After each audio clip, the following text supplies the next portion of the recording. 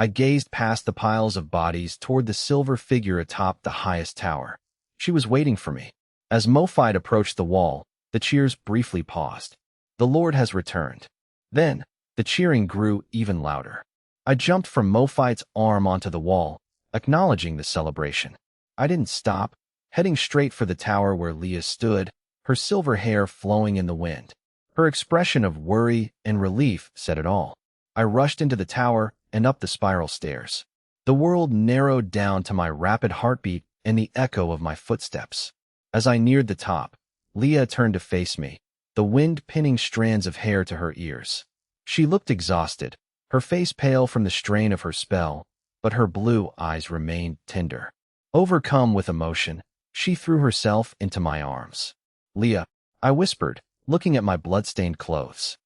"I'm quite dirty." She shook her head, stood on tiptoe, and wrapped her arms tightly around my neck. The grime on my clothes couldn't mask the warmth of her body. I hesitated, then pulled her into a tight embrace. I felt her trembling, a mix of magical exhaustion and lingering fear for my safety. Leah buried her face in my neck, breathing deeply. "Idiot, you were so reckless again," she murmured, her voice thick with emotion. I hugged her tighter. "Leah, I'm back." She looked up, her tear-rimmed eyes finally releasing their pent-up emotion. She closed her eyes and stood on tiptoe again. I leaned down. Their lips met, igniting the cold air with pure, unrefined affection. It was a kiss of relief, gratitude, and deep-seated love. I felt her arms tighten, as if she wanted to merge with me. Her cool fingertips brushed my neck, sending a shiver down my spine. In this moment, she was my entire world. They eventually pulled apart, foreheads resting against each other, sharing breaths. A faint blush returned to Leah's cheeks, and her blue eyes sparkled like stars in the night. The war was over. I no longer needed to worry about my magic immunity affecting her. The wind howled, carrying the lingering chill and the scent of blood. "Leah, are you okay?" I brushed a stray lock of silver hair from her forehead. Leah replied weakly, a relieved smile on her face. "Just a bit tired." She was unsteady, but her magic hadn't fully depleted, so the seed of frost was stable. I held her steady. "Rest for a while. Want a massage?" Leah blinked, a playful curve to her lips. "Okay, I'll listen to you." They smiled at each other. The wind on the tower softened, washing away the lingering malice of the battle. Meanwhile, in a distant dimension, within the demon royal court, constructed of indescribable matter, a figure lounged on a massive obsidian throne. She wore a gorgeous dark gown and a thin black veil. Before her floated a mirror, its surface rippling with spatial distortions. The mirror clearly displayed me and Leah embracing on the tower, overlooking the icy, corpse-filled battlefield. "Heh," she chuckled, her lips curving under the veil as her slender fingers tapped the throne rhythmically. "Interesting," she whispered, watching the pair. That low-level necromancer was actually defeated by these two. Her gaze lingered on Leah with a strange glint. "You continue to surprise me.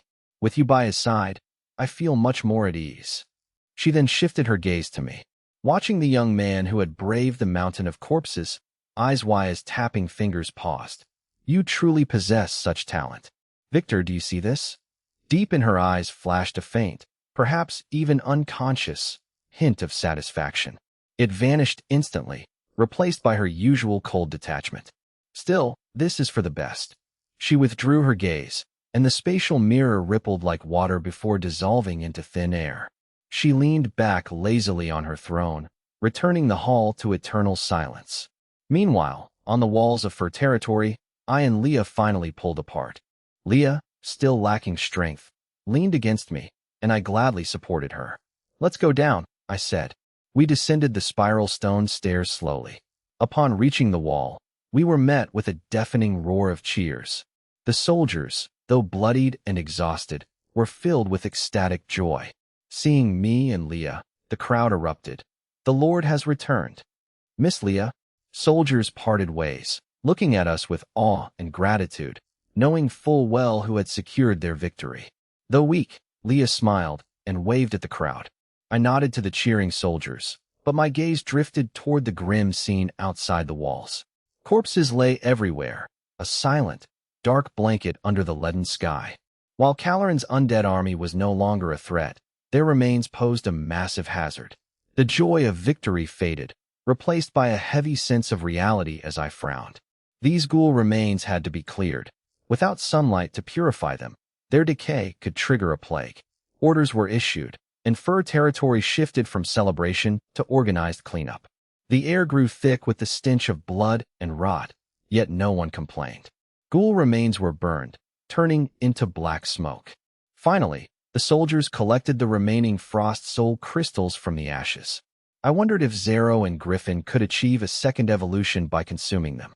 Humans and horsekin worked side by side, a sight unimaginable a month ago. This undead disaster had pushed Fur territory to the brink, but it had also forged it into a new city. Boss, you actually did it. Griffin hovered nearby, chattering. I thought this would take at least a decade. I knew their current harmony was largely due to the pressure of the ghoul crisis. If peace lasted too long, old tensions might resurface. I still had much work to do to maintain this unity. I began mapping out a blueprint for the future of Fur territory, developing production, strengthening their forces, and attracting population. The road ahead was long, but my vision was clear. I looked at Leah, who stood silently by my side. Moved, I reached out and took her cool hand. Leah interlaced her fingers with mine. The warmth from her palm dispelled the lingering chill. With her by my side, I felt no challenge was insurmountable. After this battle, Fur territory had truly established itself. It was no longer a village at the mercy of bandits. In the distance, the first fires of the cremation pits flickered, illuminating tired but hopeful faces. A new life would rise from these ashes. Back inside, the fireplace warmth chased away the cold. It had been a long night, and rest was needed. I showered, then carried Leah to bed. Drink some hot water, I urged, emphasizing the need to stay warm. Leah sipped the water, feeling the warmth soothe her. Seeing her pale face, I said, "Let me help you relax. Sleep well, and you'll be fine tomorrow." Leah blinked, a faint blush appearing on her cheeks. As my warm palm touched her ankle, she relaxed completely. The silk stockings covering her feet felt incredibly smooth. I wondered, did this world have such advanced silk craftsmanship? As I pondered, Leah let out a soft moan and curled her toes. She was sensitive, but this time she wasn't tense, her eyes fluttering with pleasure. She gazed at my focused expression with tenderness. She had borne as much pressure as me, suffering in silence. Now, that stress was melting away, making every hardship worth it. She leaned in and pecked my cheek. My movements were steady, soothing every muscle from her soles to her calves. Leah squinted comfortably, like a cat being petted, drifting towards sleep. "Feeling better?" I asked. "Yes, my legs don't ache anymore." Her voice was drowsy, and her cheeks had regained a healthy flush. Satisfied, I stood up. "Should I massage your shoulders and back?" Leah nodded softly and turned over. Her silver hair cascaded down her back. I took a breath to steady myself and placed my hands on her slender shoulders, which were stiff from tension. Channeling runes was exhausting. Her trapezius muscles felt as knotted as mine after a day of office work. Knowing she was sensitive to pain and ticklish, I started gently. My fingertips moved along her shoulder blades, gradually increasing pressure to release the tension.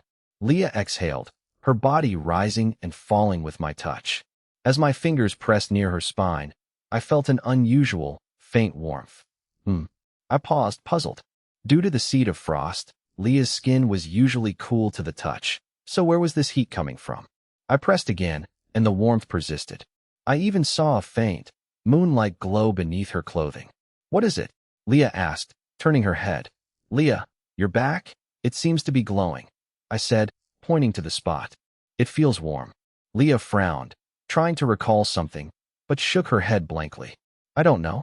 I can't feel it." Having lost her memory, she was unaware of her body's anomalies. I hesitated, then asked, "Leah, may I look? Perhaps it's a mark." I tried to sound objective, though my heart raced. She nodded slightly, whispering, She pulled her silver hair to the front, granting me permission. I carefully reached out, my fingers catching the strap of her garment and sliding it down. As the fabric fell, her jade-like skin was revealed, and the faint glow became clearer. When the clothing dropped below her waist, my breath hitched, my pupils dilating in shock. On Leah's smooth back, a pair of symmetrical, softly glowing silver wing tattoos had appeared. They looked less like ink and more like delicate drawings made of moonlight and frost. The lines were elegant and lifelike, mirroring the details of the glowing feather I had previously discovered. The silver light pulsed rhythmically, as if breathing, exuding a sacred, indescribable beauty.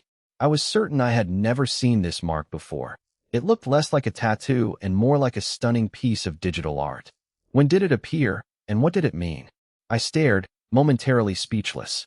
Sensing my unease, Leah asked softly, "Crane, what happened?" "There are silver, wing-like patterns on your back," I replied. I traced the outline in the air, adding, "They feel warm, unlike your usual skin temperature." Leah frowned, searching her memory in vain. She shook her head, bewildered. "I'm sorry. I have no memory of this and can't feel anything." Seeing her confusion and anxiety, I felt a pang of concern. "Don't worry, Leah," I comforted her. "It looks beautiful and sacred, not like something harmful." I then retrieved the glowing feather I had kept stored away. In the dim firelight, the feather emitted the same soft silver glow as the marks on her back. "Look at this, Leah. I found this on your bed last week." Leah took the feather, feeling a faint warmth from it. She stared at it, instinctively reaching for her back, though she felt nothing. I gently pulled her clothes back up to cover the mysterious wings. "Don't overthink it. You need rest." I tucked her in, and the room fell silent as the fire crackled. The next day, despite the lingering gloom of the zombie horde, her territory was brimming with new life. The morning air was biting, but the people gathered in the square were filled with joy. I stood on the platform, surveying the faces of those who had survived the crisis. Humans and horsekin stood together. Though still slightly awkward, their barriers had faded significantly. The crisis had forced a cooperation that would have otherwise taken years to achieve. Griffin landed on my shoulder, uncharacteristically quiet. "Citizens," my voice carried through the cold wind. "Through our collective effort, we have secured a total victory." The crowd erupted in cheers, waving their arms in excitement. I signaled for silence. "This is only the beginning. I know many who built the walls are now without work. But worry not. I am planning workshops for steel, glass, and cement. We need your strength there." The crowd stirred with anticipation. "Of course," I continued, looking at Harrison. "These workshops require efficient management." Harrison straightened up and hurried to the front. His literacy classes had been a success, with many paying 1 copper eagle nightly to learn. The steady income had made him wealthier than his brother, Harvis. Once a mock shop assistant, he was now Teacher Harrison, and he was deeply grateful for the opportunity. "Tell me, how did your literacy classes go?" Harrison took a breath and announced, "Lord, 13 students have passed the basic reading and writing test." "Excellent." I nodded. "These 13 will be hired as apprentice managers for the new workshops, with a 20% salary increase." The crowd went wild at the prospect of higher pay for literacy. Some regretted not joining, while others vowed to pass the next exam. I didn't stop the noise. It was a positive sign of motivation. The 13 successful students stood tall, beaming with pride. They were ordinary laborers who hadn't expected such rewards for learning to read. The daily copper eagle fee seemed like a bargain now. I smiled, satisfied. This was the spark I needed. Education and management were the true engines of development. A territory of illiterates had no future. However, a new problem arose: funding the industrial workshops. Unlike building a simple furnace, these workshops required significant capital. Even with low labor costs, the construction, equipment, and logistics would be expensive. My remaining gold dragon reserves, bolstered by the funds from Nuadon, had been largely drained by the wall construction. The wall was a money pit. I needed a new way to generate wealth beyond simple taxation. I had 2 choices: expand trade or plunder. Plundering was out of the question. The territory needed peace, and there was no one to rob in the frozen north. As for trade, the local population was too small and poor to support a large market. I needed to look outward. If I couldn't sell locally, I had to find a new market or face bankruptcy. My gaze turned toward the south. Half a day's journey downriver lay Karchi City, the Northern Territory's largest commercial hub. It was a prosperous city with a population of tens of thousands. I had learned much about its commercial structure from the salt merchants, Bolin and Finn. I decided to interrogate the captured mercenaries for more specific details. If I could sell my goods there, I could solve my financial woes. I already had the ship the mercenaries had brought, and I was confident I could break into their market. It was time for free trade. I need to do some market research, I thought with a smirk. I ordered Harvest. Bring those mercenaries from the mine. I have questions for them. Yes, my lord. Harvest departed. Soon, the mercenaries, who had been doing forced labor for a week, were brought before me. They were disheveled and ragged, their arrogance replaced by a dull, broken gaze. The grueling mining work and meager rations had crushed their spirits. The vice-captain, the highest-ranking survivor after Rex's death, flinched instinctively when he saw me. Lord, what are your orders? The mercenary asked, his voice raspy and eyes dim. I observed them in silence, offering no immediate response. Griffin landed on my shoulder, tilting his head to inspect the miserable group with curiosity. Boss, you aren't really letting them go, are you? They look like trouble. Griffin muttered loudly enough for all to hear, causing the mercenaries to turn pale. Ignoring Griffin, I said calmly, leaving as possible. The mercenaries' eyes lit up with desperate hope, like drowning men grasping at straws. My lord, are you serious? The vice-captain stammered. I am, I replied. I'm no demon, I added. Pay a ransom of 2 gold dragons each, and you are free to go. The mercenaries' joy vanished instantly, replaced by trembling fear. 2 gold dragons was a fortune for penniless mercenaries living on the edge. They rarely saved money, spending most of their income on gear repairs, alcohol, and brothels. Saving was impossible when survival was never guaranteed. I, anticipating this, offered an alternative. If you can't pay, you can work off your debt. For territory provides meals. Work for a year, and you'll be free. A year of mining in this wasteland? The mercenaries exchanged horrified looks. Escape was impossible. The orcs were too strong, their ships were seized, and the frozen wastes outside meant certain death. With no choice, they were at my mercy. Seeing their despair, I knew the time was right. There is another option, I said lightly. Provide valuable intelligence, and I'll consider leniency. Intelligence? The vice-captain asked. What do you want to know? Simple, I said. The commercial structure of Karchi City, major guilds, prices, and what goods are scarce or highly profitable. The mercenaries sighed in relief. This was common knowledge. They knew the city well from their years of mercenary work. The Golden Lion and Iron Sail chambers of commerce dominate the Northern Territory's fur and ore trade, a tall mercenary volunteered. Exactly, another added. Karchi's city lacks everything. Fine weapons, winter clothing, and fresh food. The wealthy will pay piles of gold dragons for fresh fruit from the south. What about salt? I asked casually. Didn't you transport it for Bolin and Finn? The mercenaries grew uneasy at the mention of salt. The vice-captain coughed. Salt is profitable but risky. Production is controlled by great nobles. Private trade is strictly punished. Few would be foolish enough to sell salt rights like Nuadun did, unless desperate for a final payout. I nodded and inquired about the guild's reputations and unwritten rules. Eager for leniency, the mercenaries spilled everything they knew about Karchi City. I listened patiently, noting every useful detail. After half an hour, I waved my hand. Excellent. Your information is valuable. I turned to Harvest. Take them for a hearty meal. As for the ransom, I smiled at their expectant faces. I'll have it to 1 gold dragon each. Pay up and you're free. Those who stay to build fur territory will receive wages and year-end bonuses. 1 gold dragon was a massive improvement. The mercenaries knelt in gratitude.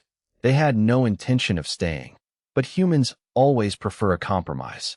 Had I demanded 2, they would have resisted. By having the price, they felt lucky and became willing to work to pay it off. You're too generous, Griffin complained. I smiled mysteriously. Don't worry, their value to me exceeds a single gold dragon. They were still useful laborers, after all. Late that night, I sat by the fireplace, processing the day's intelligence. Karchi City was prosperous but lacked essential supplies. The harsh north relied on southern imports, keeping prices high. Weapons were beyond Fur Territory's current capacity. I could sell the captured black armor equipment, which was currently just gathering dust.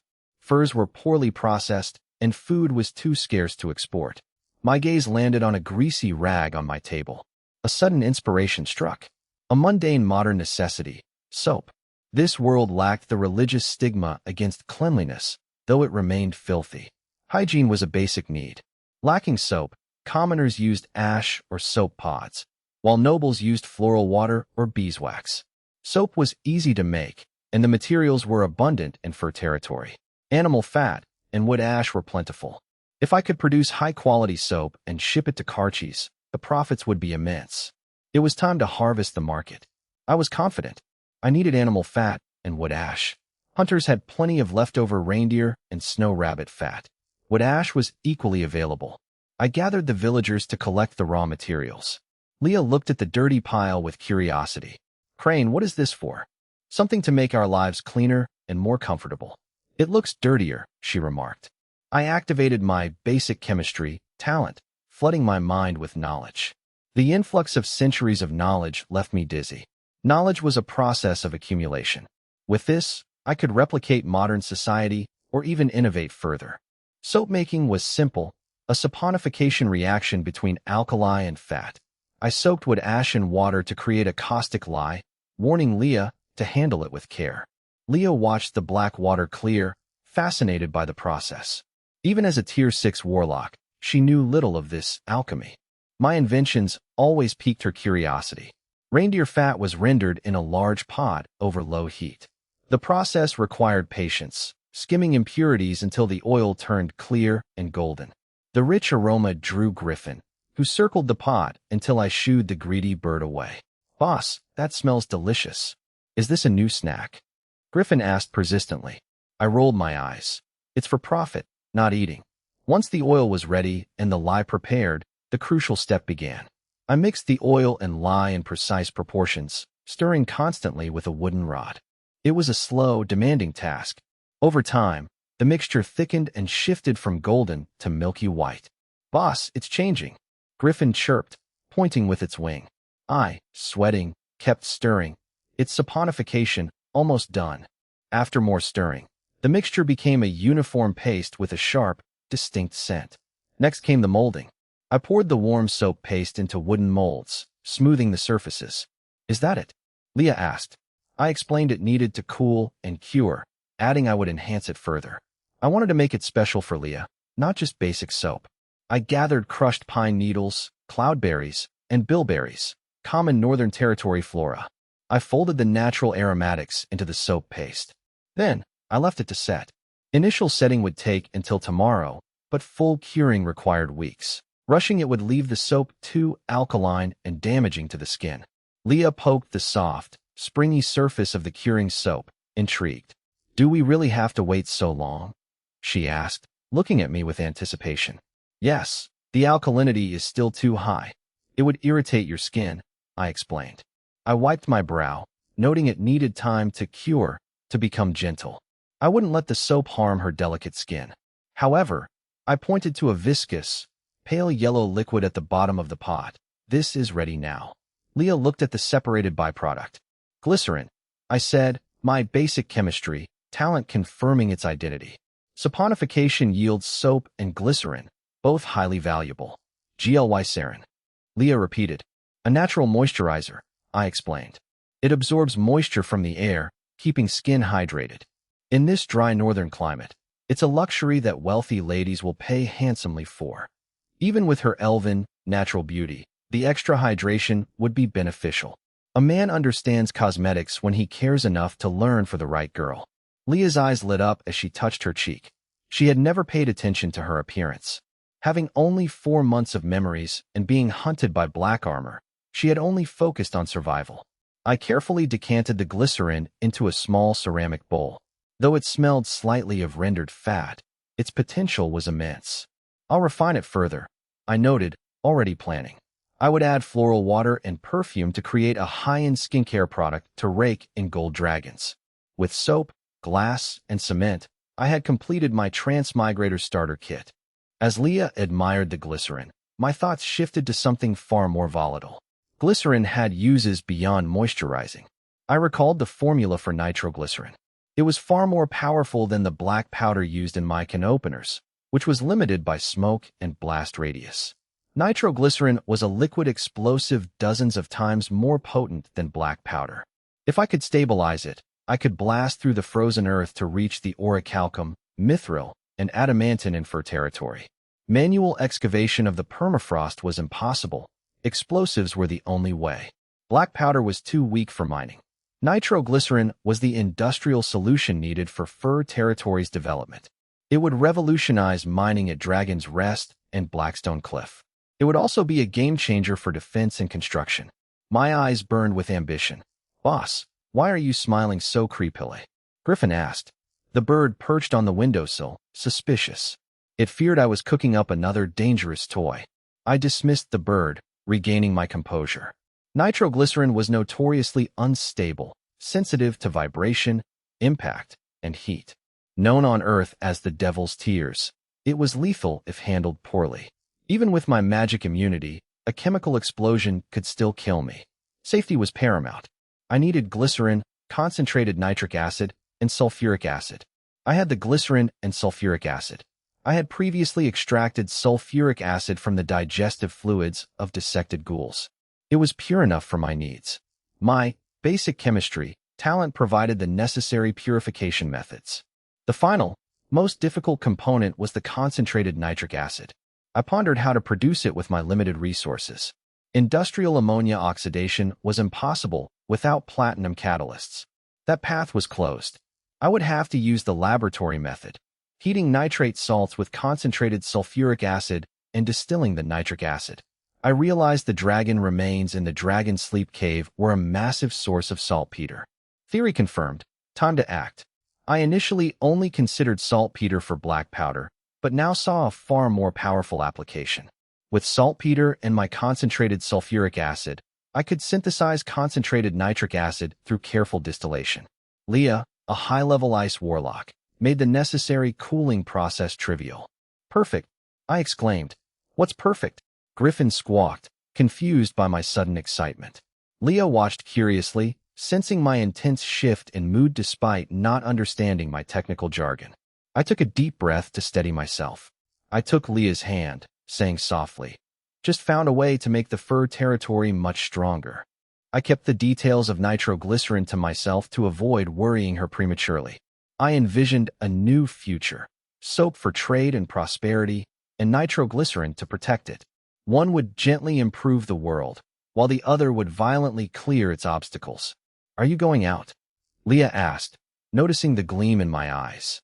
Her gaze was complex, though the excited eye failed to notice. "Yes, I'll be back soon." I smiled confidently. "I need to verify some materials." I headed to the warehouse to check the saltpeter's quality, which needed to be higher for my new project than for black powder. If successful, the fur territory's art of explosion would reach a new level. As for stability, the name Alfred Nobel crossed my mind. Diatomaceous earth was a potential solution. It could turn the volatile liquid into a safe, reliable explosive. If that wasn't available, activated carbon would suffice. First, I had to produce the nitric acid. I set off with a brisk, determined pace. Griffin fluttered after me, nagging. "What is it? Is it edible? Better than that oily stuff?" I just smiled. Some things weren't for eating, but for opening doors. I had plenty of saltpeter left over from my black powder production. I prepared to react the saltpeter with sulfuric acid, distilling the nitric acid vapor at low temperatures. Leah's frost magic proved essential for maintaining the precise, low-temperature environment required. I spent the entire afternoon in my makeshift laboratory. Glycerin, sulfuric acid, and the newly synthesized nitric acid were ready, emitting a pungent odor. "Leah, please keep the temperature low." "I'll monitor it," I said, fully aware of the danger. Leah nodded, her fingertips frosting the container to keep it chilled. Her control over her magic had become refined enough to maintain a steady temperature. I carefully added the glycerin drop by drop into the stirred acid mixture. I paused between drops, watching the reaction closely to prevent overheating. Current temperature, 11.6 degrees Celsius. Do not exceed 15 degrees Celsius. With the real-time feedback, I didn't even need a thermometer. Leah remained focused, adjusting her frost output based on my instructions. Griffin had been ordered to stay far away to avoid any accidental disasters. I sweated from the intense pressure of handling such volatile fire. Finally, the last drop went in, leaving a pale yellow, oily liquid. I placed the container into a basin of ice water to cool. Phew! I exhaled, my nerves finally relaxing. After separation and washing, I had about 5.5 liters of nitroglycerin. Looking at the unassuming liquid, I knew it was both a tool for construction and a demon of destruction. Crane, is this what will make the fur territory stronger? Leah asked, puzzled. It looked so ordinary. Alchemy was often a game of luck and experience.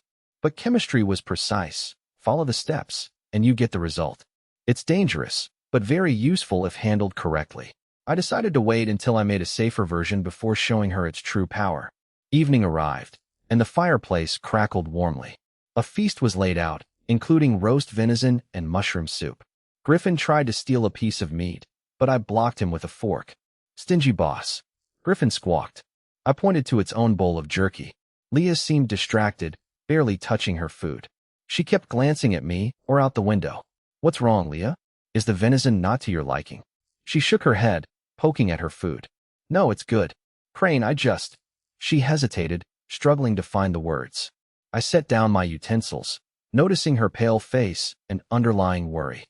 The battle with the zombie horde is over, and the next full moon is far off. Why the long face? Leah looked at me, her lips moving as if to speak, but she only sighed. She wasn't good at hiding her feelings, but I chose not to press her. The meal ended in a heavy, dull atmosphere. I cleaned up and asked, Leah, want to join me on the balcony for some air? She looked surprised, but nodded silently. They stood on the tower balcony, where they had watched the aurora weeks ago. The cold night air was crisp under the crescent moon. Crane, Leah began, her voice drifting in the wind. She turned to me, her blue eyes clear yet filled with complex emotions. She tried to speak several times, but her hesitation remained. Leah, you have something to tell me, don't you? If you can't say it now, that's fine. I'll wait. I took her hand, offering my warmth. I would never force her. I would wait until she was ready. Leah finally steeled herself.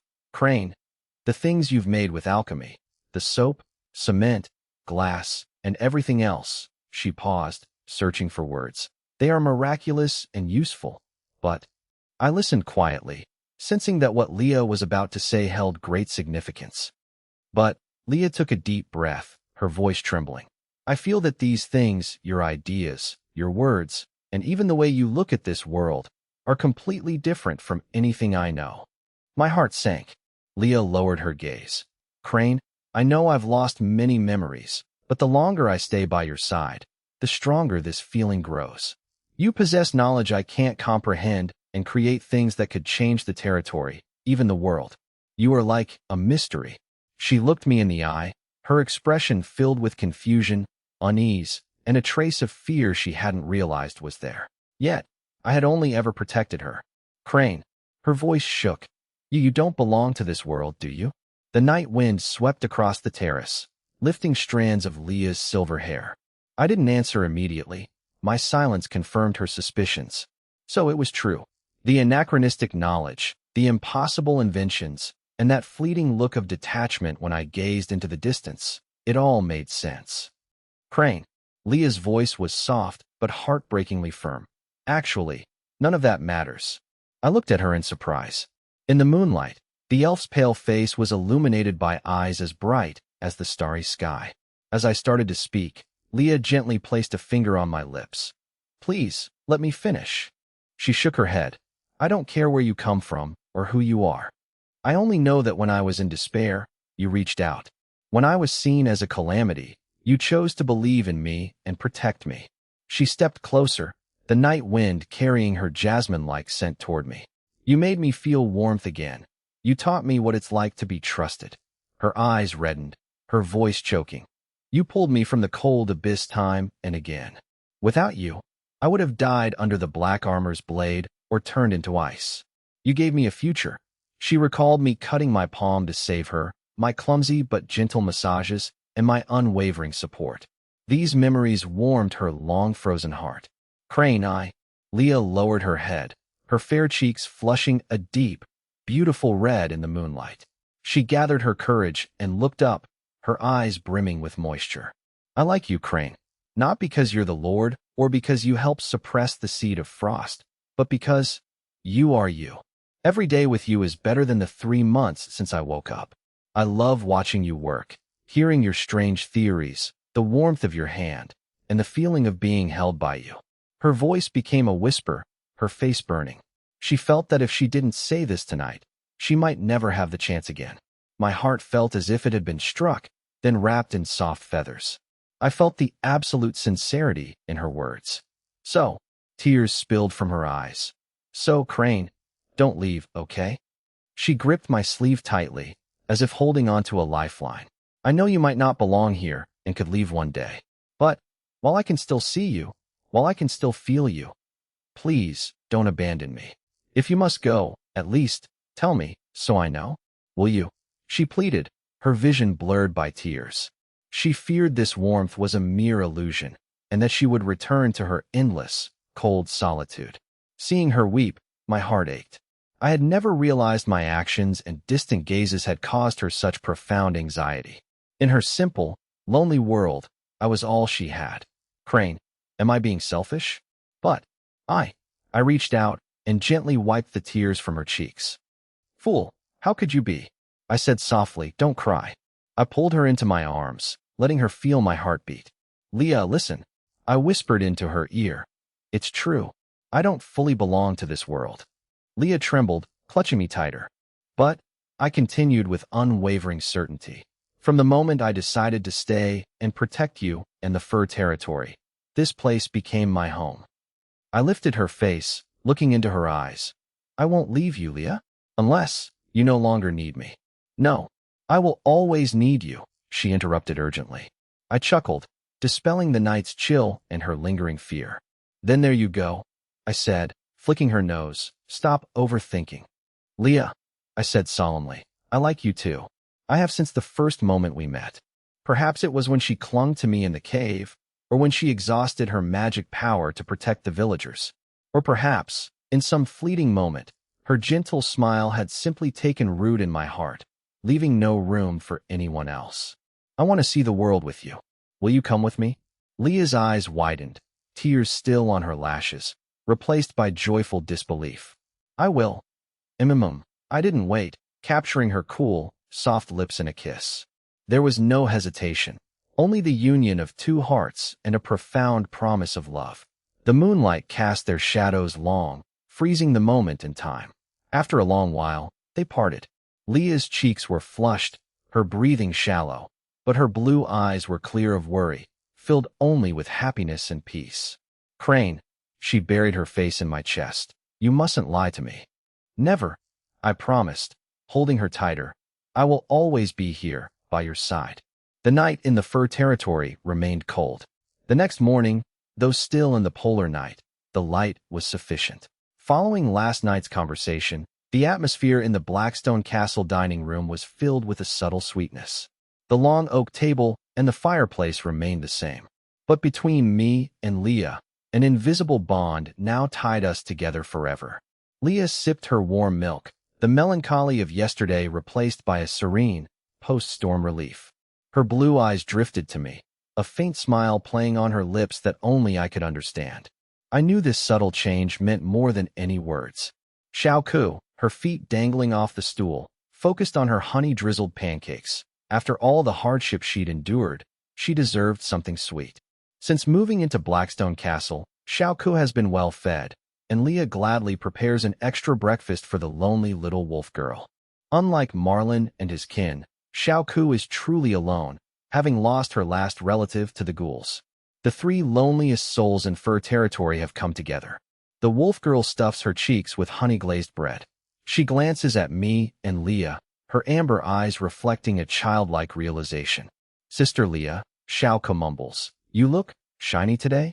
Leah blushes. Do I? Perhaps it's just the warmth of the fireplace. I chuckle, gazing tenderly at Leah. I know the shine isn't from the fire.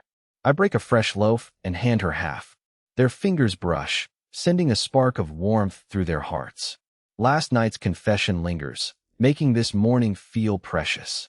Griffin sits on the windowsill, munching jerky and chattering away, ignored by everyone.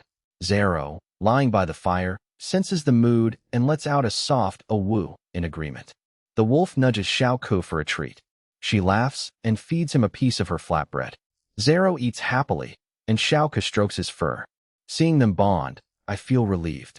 With the ghoul threat gone, Fur Territory can finally focus on development. The once rugged path between Blackstone Cliff and the territory is now smooth and wide. Roads are made by those who walk them. Even in the polar night, carts rumble along the path constantly. They are loaded with coal crystals mined from Blackstone Cliff. The Horse Clan Light Cavalry provides escort, ensuring safe passage. These black gold crystals fuel the territory's industry, and demand is soaring as the smithy expands. I strictly forbid harming the crystal moles, ensuring mining operations keep a respectful distance from the creatures. Near the territory edge, new blast furnaces rise beside Harvest's expanded smithy, smoke billowing into the cold air. The burning coal melts iron ore into molten metal for tools and weapons. I find Harvest directing apprentices. The usual rhythmic bellows are silent. Instead, Todd is red-faced, struggling to pump a small manual bellows. Harvest, did the hamster wheel go on strike? Harvest wipes soot from his face. Lord, those skeletons fell apart yesterday. He points to the silent ghoul-powered device. Todd has to fill in. Todd looks up with a desperate expression before returning to his exhausting task. I suppress a laugh. The aftermath of the zombie horde is proving quite inconvenient. With Carlos dead, the captured ghouls have crumbled into bone.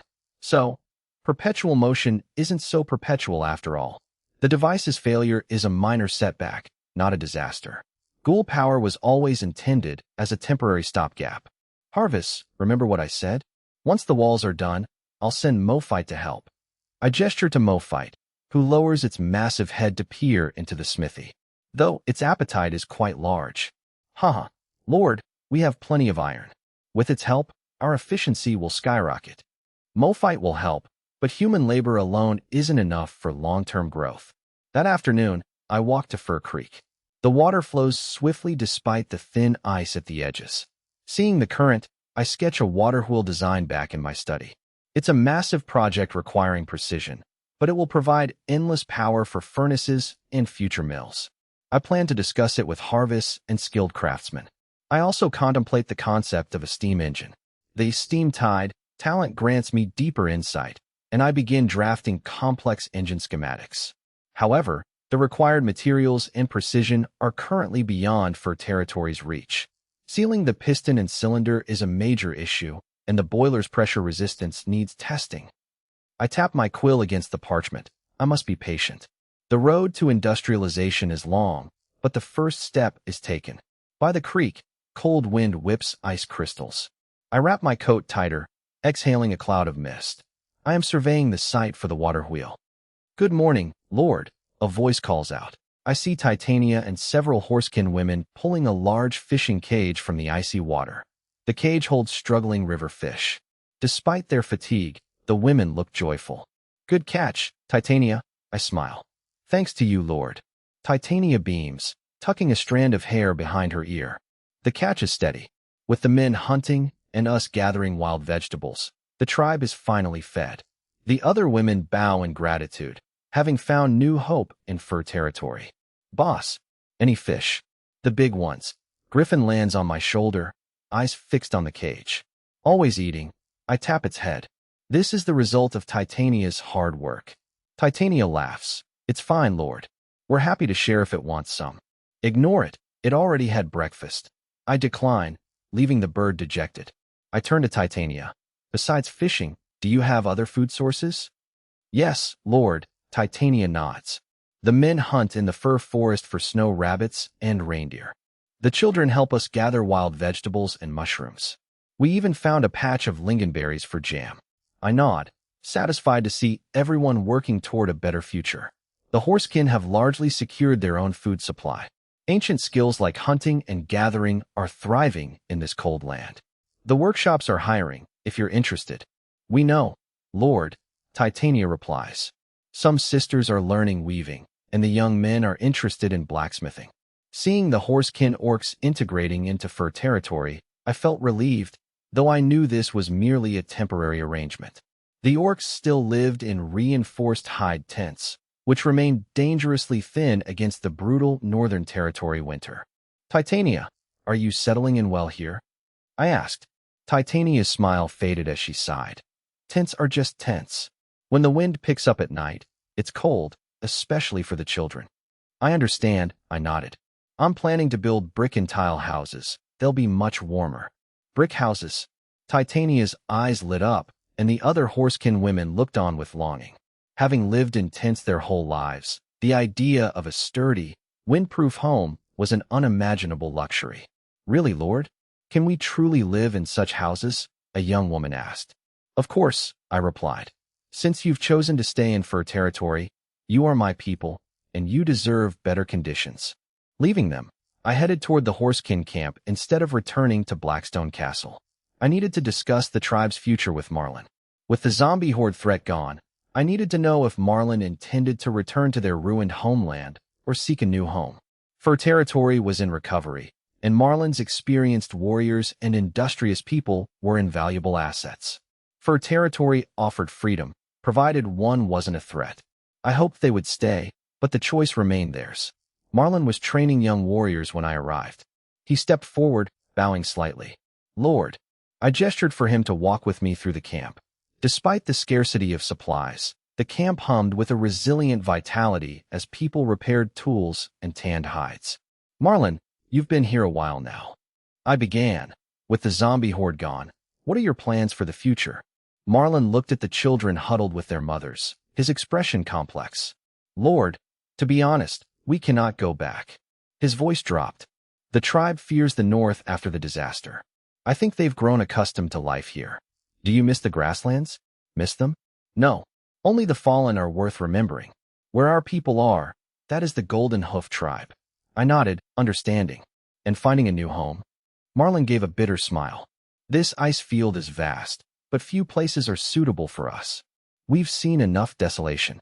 Fur Territory is the best sanctuary we've found. As chieftain, Marlin knew staying in Fur Territory was the logical choice. No more fighting for pastures, safety behind high walls, and access to affordable salt, luxuries they never dreamed of. After a month, Marlin had seen enough to judge my character. I was unlike any human noble he had ever known. What other lord would treat foreign orcs as common citizens or grant them hunting rights? And in the face of the zombie horde, only I had the courage to charge into the enemy ranks to slay the leader. So, you intend to stay long-term? I asked. Marlin knelt on one knee. Lord, if you will have us, the Golden Hoof tribe wishes to become your subjects and contribute to the prosperity of Fur Territory. This was no longer a temporary stay. It was a formal pledge of allegiance. I felt a surge of joy at Marlin's resolve. Marlin's combat prowess was second only to Leah, a powerhouse in his own right. Even without fighting, his presence alone inspired courage in others. I had to keep them. I pulled Marlin up. You are welcome. The future of Fur Territory needs your strength. The conversation successfully secured the horsekin as a vital pillar of my forces. Returning to Blackstone Castle, I found a thin figure pacing anxiously outside my study. It was Marta. She clutched a polished wooden board covered in charcoal notes. Seeing me, she rushed forward, her voice raspy with urgency. Lord, you're back.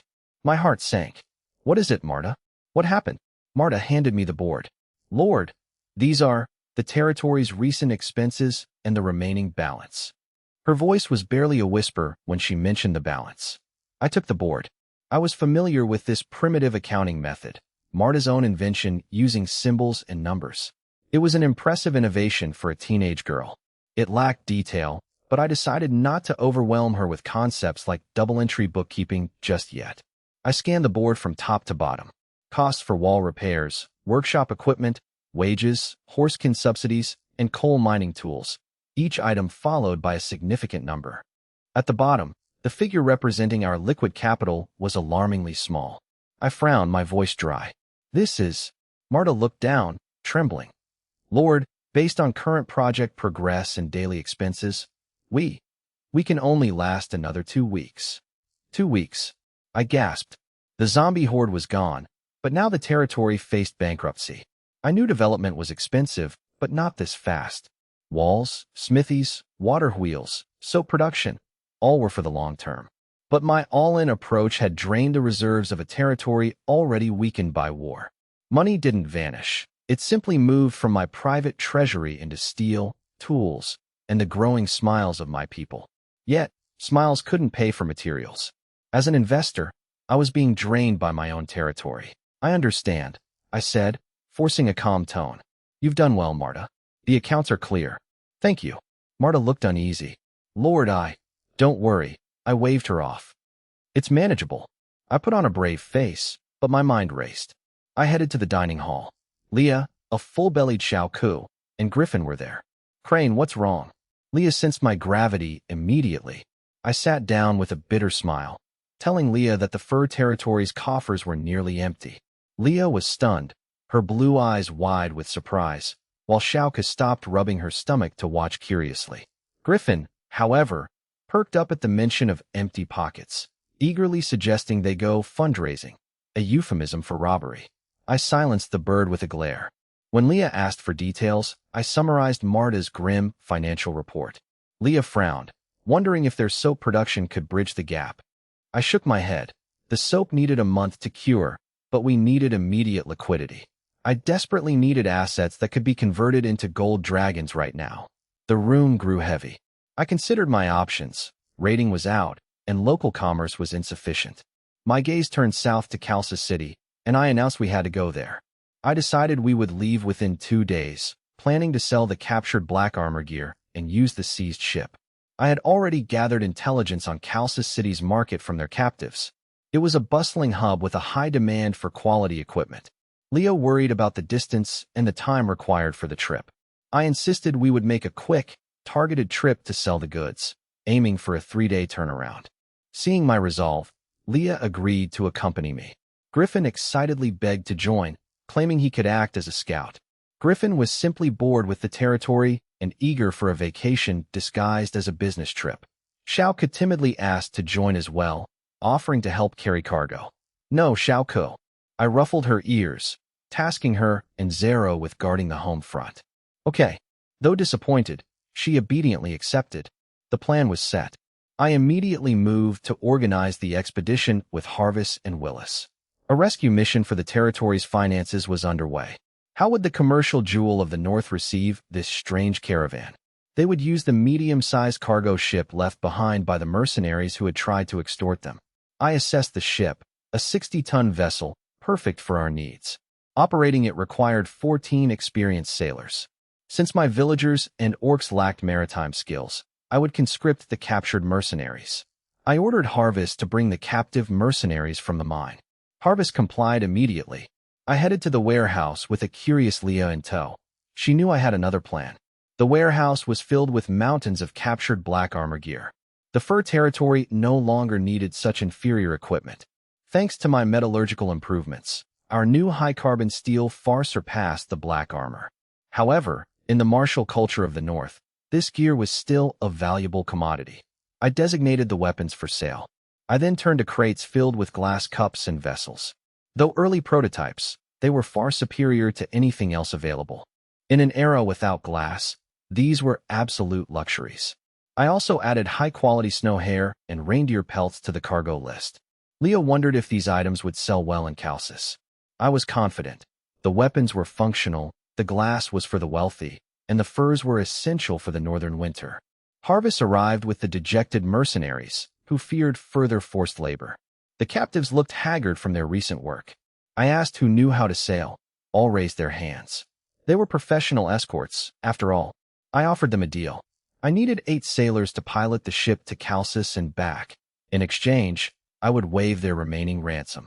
Of course, I warned them of the consequences of betrayal or laziness. The mercenaries were ecstatic. Clearing their debt in one trip was a dream come true. Knowing my power, having defeated a Tier 3 warlock, none dared to cross me. They eagerly accepted. I ordered Harvest to select 6 reliable soldiers to join the crew, promising rewards for good performance.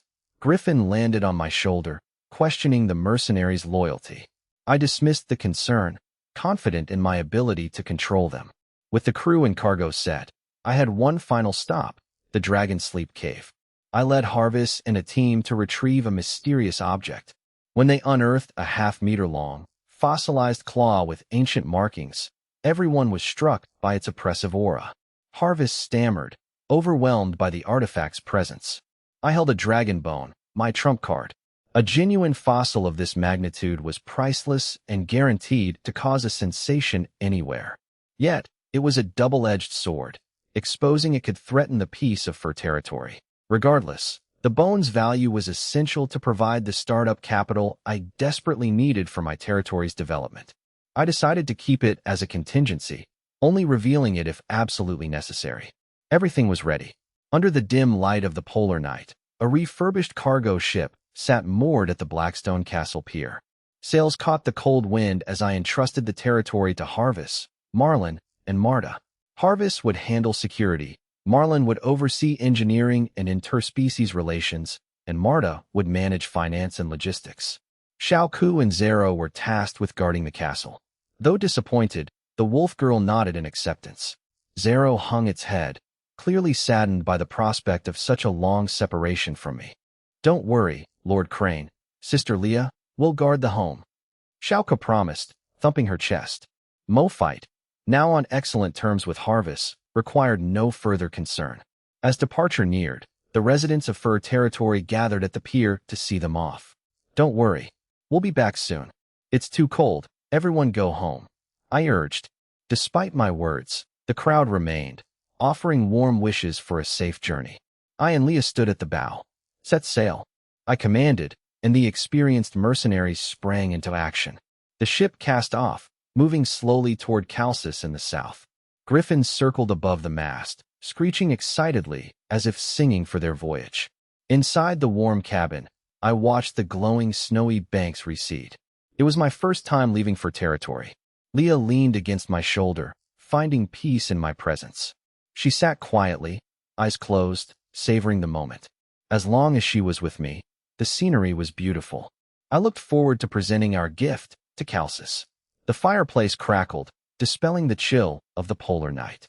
The ship glided down Fir Creek, the snowy banks passing by with a rhythmic motion. "This is my first time traveling far," I remarked, sipping tea. For someone who previously lived a mundane life, this was truly my first real journey. Calcis was merely a name to me, a bustling city known only through mercenary tales. Leah leaned closer. "I haven't been many places either," she whispered, her voice dropping as she recalled her difficult life in the forest and snow. I held her hand tightly. "I promise, I'll take you everywhere you want to go." Leah smiled, squeezing my hand in response. My promise washed away all her lingering anxieties. "What will Calcis be like? Will there be elves? I've never met my own kind."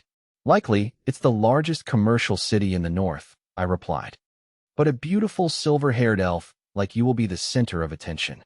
Leah blushed and playfully tapped me. I smiled, enjoying the rare moment of levity. Still, she would need to wear her black cloak to hide her hair and avoid trouble. The journey was smooth, the air crisp and refreshing. Both enjoyed the voyage, but a sudden retching sound from the deck broke the peace. I and Leah exchanged a look and went to investigate. Several young guards were violently seasick, leaning over the railing. The veteran mercenaries chuckled, accustomed to such sights. "Boss, they're so weak." Griffin perched on the mast, mocking the miserable soldiers. I approached a soldier, patting his back. "You all right?" The soldier stammered, "Lord. I'm wretch." I sighed. It was normal for first-timers. Suddenly, the soldier's eyes widened in terror, staring at the water. What is that?" he gasped. The water near the hull darkened. Something moved rapidly beneath the surface. Suddenly, a figure burst forth. A pale, bloated, corpse-like creature lunged at the soldier. A drowned ghost. The mercenaries recognized the monster immediately. As the creature reached for the soldier, a whistling sound cut through the air. I threw a harpoon, striking the monster's head with lethal force. The creature shrieked and fell back into the river. I had acted on instinct, grabbing the nearest weapon. Drowned ghost killed, EXP plus 35. "Not bad," I muttered. The soldier collapsed, gasping for air, looking even paler than before. The mercenaries drew their weapons. I and Leah stood guard, sensing the danger. My system identified them. Drowned ghost, low-threat humanoid monster. Formed from the drowned, they are ferocious and dangerous in water. Boss, look there, Griffin shrieked in panic. Countless black dots emerged on the river's surface. Bloated heads surfaced, their hungry eyes fixed on the ship. How are there so many? We're doomed. A mercenary wailed, regretting leaving the safety of the mine. Encountering more than a handful was unheard of, especially in the northern winter. The river was swarming with drowned ghosts, far more than I had ever encountered in my life. The water boiled as countless drowned ghosts surged from all directions, their shrill screeches and clawing limbs churning the surface. The entire ship was completely surrounded. Under the dim light, the river looked like a boiling cauldron. Countless pale heads emerged from the murky green water, hollow eyes fixed on the cargo ship. Their piercing shrieks merged into a bone-chilling, rhythmic echo. Splash, splash. More drowned ghosts clawed at the gunwales, their screeching threatening to burst the sailors' eardrums. Their slick, root-like arms scraped against the wooden hull with a grating sound. Cold river water dripped down the ship's exterior. How is this possible? A mercenary dropped his scimitar, his face deathly pale and his legs trembling with despair. They had fought drowned ghosts before, but never a swarm this overwhelming. Even the soldiers who had been seasick were now paralyzed with terror. Yet, as veterans who had survived the ghoul army under Crane, these drowned ghosts were nothing compared to a massive zombie horde. Besides, they had their invincible Lord and Leah. They just needed to stay out of the way. After a brief pause, they rallied around me, weapons drawn and alert. Unlike the disciplined for territory soldiers, the mercenaries were filled with hopelessness, having lost all will to fight. It's over, the vice captain muttered. I spoke calmly. Leah, leave this to me. Leah nodded, and the magic gathering at her fingertips dissipated. She understood. Exposing her Tier 6 warlock strength before reaching Calcis was unwise. She stepped back, her blue eyes fixed on me with subtle concern. I unsheathed Zhongya, not wanting Leah to witness the impending carnage. The constant noise made me impatient. Can you be quiet? You're annoying, I muttered, preparing an arc blade return to heaven. Zhongya carved a cold black arc, acting like a reaper's scythe against the climbing monsters. A sickening sound of cutting followed, accompanied by a spray of foul, murky green fluid. 3 drowned ghosts were bisected, their remains falling back into the river without a sound. I moved like a phantom, my blade becoming a spinning wheel of death. With the full stance of arc blade returned to heaven, every swing claimed multiple lives, littering the deck with gore. The monsters were shredded before they could even perceive their attacker. Dark Harvest activated, feeding energy back into me and dispelling my fatigue with every kill. I was a tireless killing machine. Attack, inspired by Crane. The soldiers and mercenaries finally roared and joined the fray. Spears and scimitars formed a makeshift defensive line. Boss, there are too many. They're disgusting. Griffin flapped its wings, sparks of dark purple electricity dancing from its tips. It shocked the nearby monsters, though its efficiency paled compared to mine. Amidst the chaos, I noticed something odd. I cut down 2 monsters, but my gaze shifted further out. Several drowned ghosts were ignoring the crew, crawling toward the cargo hold with strange persistence.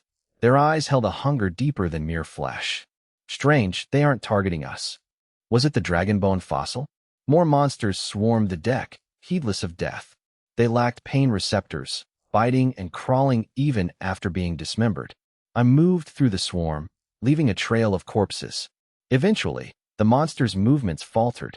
They were low-level monsters, but they sensed fear from this human. It was an instinctual tremor, as if facing a predator far more ancient and terrifying. This fear began to override their hunger.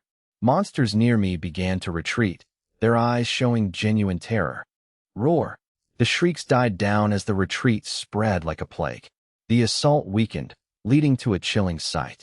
The retreating monsters began gathering the remains of their fallen kin, limbs, heads, and torsos. They cleared the battlefield with eerie speed. In moments, the deck was clear of all remains, leaving only foul-smelling stains. The river calmed, and the swarm vanished as if they had never existed. Only the stench and filth remained on the deck. The survivors collapsed, gasping for air. I stood alone at the bow. I held Zhongya, dark fluid dripping from the tip onto the deck. Crane. Leah rushed to my side, relieved to see me unharmed. I held her hand, offering warmth. Don't worry, they couldn't hurt me. Boss, that was terrifying. Griffin landed on my shoulder, its feathers ruffled. It glanced at the mess and buried its head in its wings. The attack and retreat were both highly suspicious. Leah, let's check the hold, I said. They entered the cabin together. The dragon bone fossil lay in its box, its ancient aura still faintly present. They seemed interested in this, Leah noted, pointing carefully. It seems the dragon bone's aura attracts these low-level monsters, I mused. What if more come? Leah asked. I looked around. We need to mask its aura. Leah brightened. Maybe I can try? You mean freeze it? Yes, Leah explained. I can seal it in ice to contain the aura. A sound plan, Leah agreed. She took a breath and traced a pattern in the air with her fingertips. Wisps of cold energy flowed from her fingers like living vines, wrapping around the dragon bone fossil in the crate. Moisture in the air instantly crystallized into fine ice, coating the fossil and seeping inward. Soon, the fossil was encased in a translucent layer of ice, silencing its faint, ancient aura. That should hold. I reached out to touch the ice, but it vanished instantly, not by melting, but by simply ceasing to exist. Oh, I forgot. I looked awkward, but Leah smoothed things over. It's fine. I'll try again. Seeing the fossil re-encased, I realized the ice actually made it look more impressive. I could spin a story about it being a frost dragon relic from an eternal polar abyss. The more hype, the higher the price. This should fetch a much higher price. When I returned to the deck, the mess had been cleared, though the stench of blood lingered. The mercenaries looked pale and weary, but their gazes toward me had shifted. It was no longer mere fear, but a sense of awe and even worship. They knew how dangerous the situation had been. Without their young lord, they would have been dragged into the river and torn apart by the drowned ghosts. The vice captain glanced at the zhongya in my hand. The greatsword was clean, yet radiated a chilling aura. I had used it to slaughter hundreds of drowned ghosts. He swallowed hard, relieved he hadn't tried anything foolish. This lord was a human demon. The rest of the voyage was smooth, just as I expected. No more black shadows appeared. The drowned ghosts seemed to have vanished. I was now certain the dragon bone fossil had triggered the earlier attack. The ship sailed on, guided by the unique twilight of the polar night. The landscape was desolate, consisting only of endless snowfields and bare trees. Time passed steadily, perhaps 5 or 6 hours. Boss, look ahead. Griffin's excited shout broke the silence. Everyone rushed to the bow. On the horizon, a massive, dark silhouette emerged from the gray-white landscape. As they drew closer, it revealed itself as a vast city built between the riverbank and the hills. Dense architecture, towering spires, and winding walls created a bustling scene far removed from fur territory. Calcis City, I murmured, my eyes reflecting complex emotions. Even as a northern human city, Calcis dwarfed fur territory in scale. Even from a distance, the city's vitality was palpable. Half an hour later, the cargo ship entered the port of Calcis. The sight left everyone, including me and Leah, breathless. It was a forest of ships, countless vessels, from simple fishing boats to massive multi-deck freighters, packed the docks. Towering masts pierced the sky, flags snapping in the cold wind. Despite the polar night, the port was brilliantly lit and bustling with activity. Shouts, peddling, and sailors' cries in various languages formed a chaotic commercial symphony. The air was thick with the scent of fish, damp wood, cheap ale, and exotic spices. Wooden piers extended into the river, with workers loading and unloading barrels, sacks, and crates in a frenzy of industry. Wow, Griffin's eyes widened. Boss, this place is 100 times busier than fur territory. Even the quiet Leah looked on with wonder, leaning against my shoulder. She had never imagined such a prosperous city, and reality exceeded her expectations. I breathed in the city's pulse. Calcis, the commercial jewel of the north, lived up to its name. I wondered if our small gift would make a splash in this massive commercial machine. The ship navigated the crowded port, drawing curses from other sailors. After paying a steep docking fee, They squeezed into a berth near the inner harbor. The docks were alive with raw, rugged energy. Careful, slowly now. I jumped onto the creaking pier and reached for Leah, who wore a hooded black cloak. She took my hand and stepped gracefully onto the dock. It was her first time seeing such a crowd, but my presence kept her calm. She moved closer to me. Don't worry, I'm here. Let's focus on our business. I signaled the vice captain, who led the mercenaries to unload the crates of swords. Soon, over 200 dark gleaming longswords were lined up, drawing curious stares. These were the refined steel longswords seized from the black armor, sleek, durable, and brutally elegant. Even as collector's items, they would easily find buyers. I touched a blade, feeling its quality. You live in Calcis. What do you think these will fetch? The vice captain picked one up, eyes gleaming. Lord, these are top tier. The steel and temper are better than standard issue. Any mercenary or guard unit would see a massive boost in strength with these. He weighed the sword. Ordinary iron swords go for a dozen silver wolves, refined iron for 20. These refined steel blades? I'd say at least 30 silver wolves each. If we find the right buyer or a mercenary group, we might get even more. 30 silver wolves each meant over 6,000 total, more than 60 gold dragons. This would solve for territory's immediate crisis. I nodded. This exceeded my expectations. Selling half would be enough. After all, this was only one of the goods I brought. Good. Leave the sales to you. I told the vice captain and his men. You know the ropes better than I do. I pulled a small pouch from my coat and tossed it to the vice captain. Here are 30 silver wolves for startup costs, bribes, stall rentals, whatever you need. As for your pay, I paused. I'll take 5% of the total sales as your commission.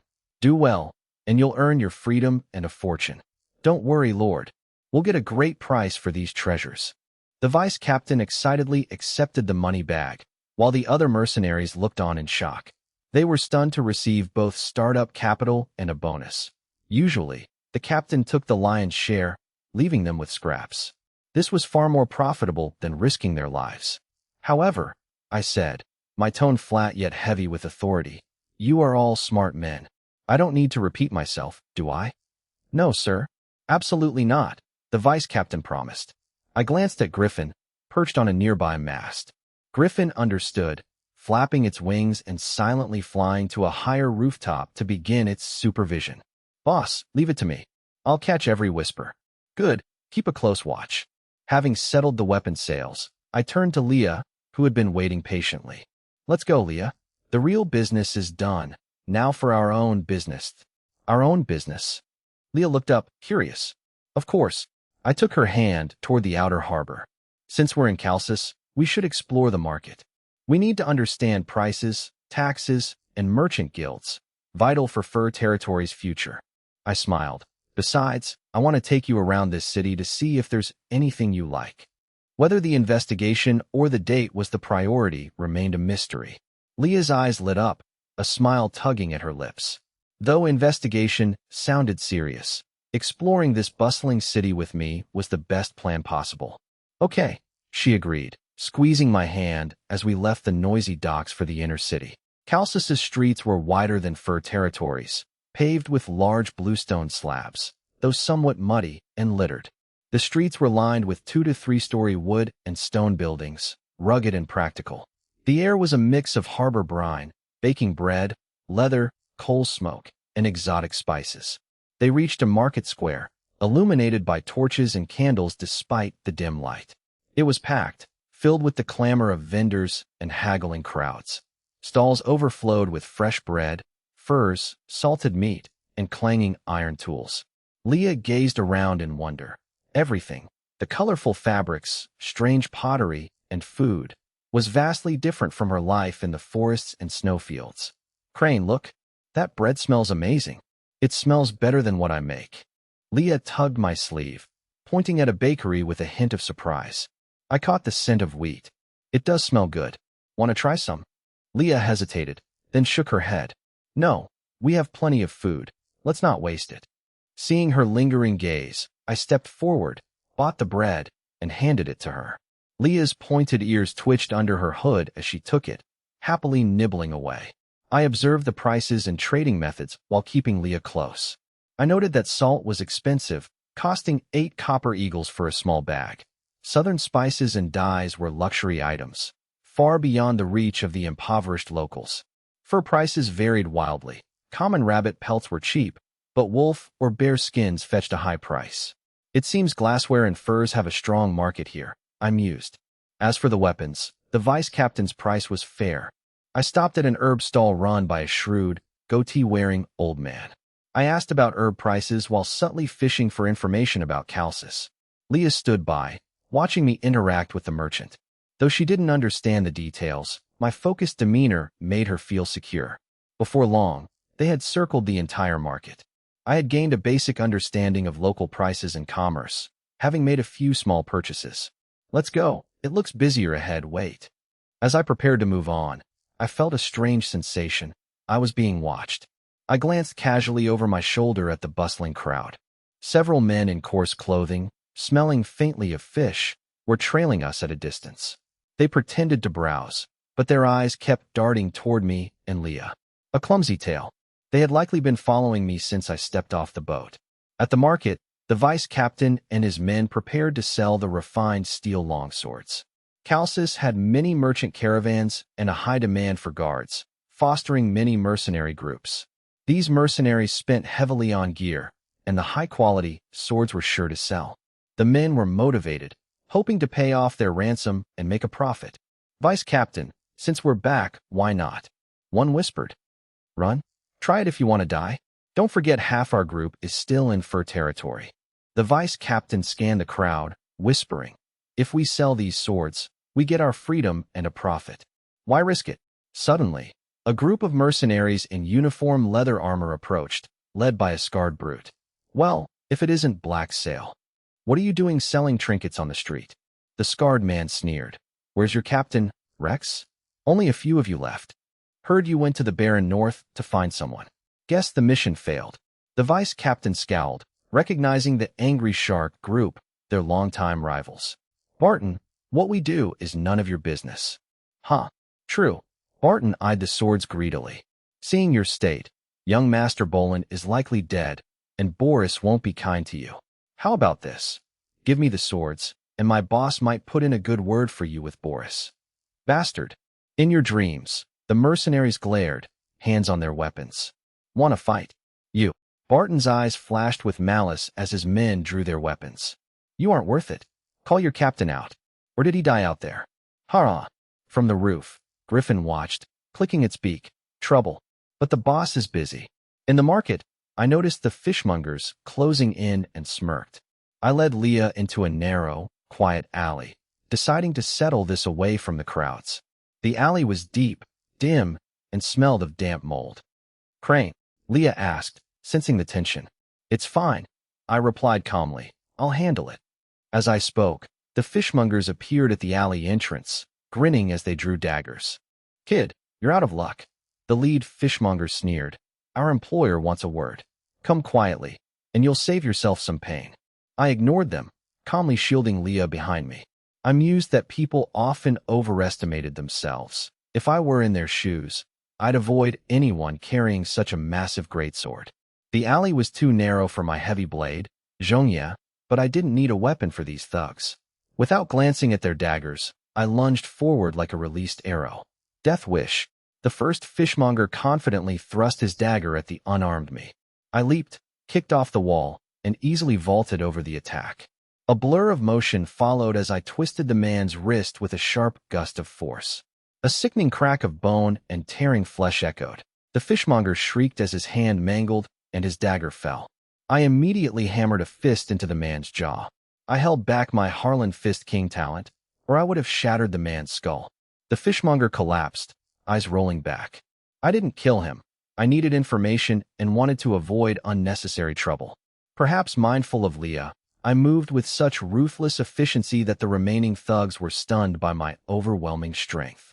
Damn it, altogether. The remaining thugs roared and swarmed me from all sides. I used the narrow walls to maneuver, landing precise, efficient strikes. I backhanded an elbow into the chest of a thug trying to flank me. The man slammed into the wall, coughing blood, and slid down. I caught another's wrist, twisted it until it snapped, and delivered a brutal knee to the gut. 3 of the 5 were down in seconds. The remaining 2 panicked, realizing they were outmatched. "Stay back," one stammered, retreating. I advanced, ice cold. Fear took hold. The pair exchanged a look and bolted.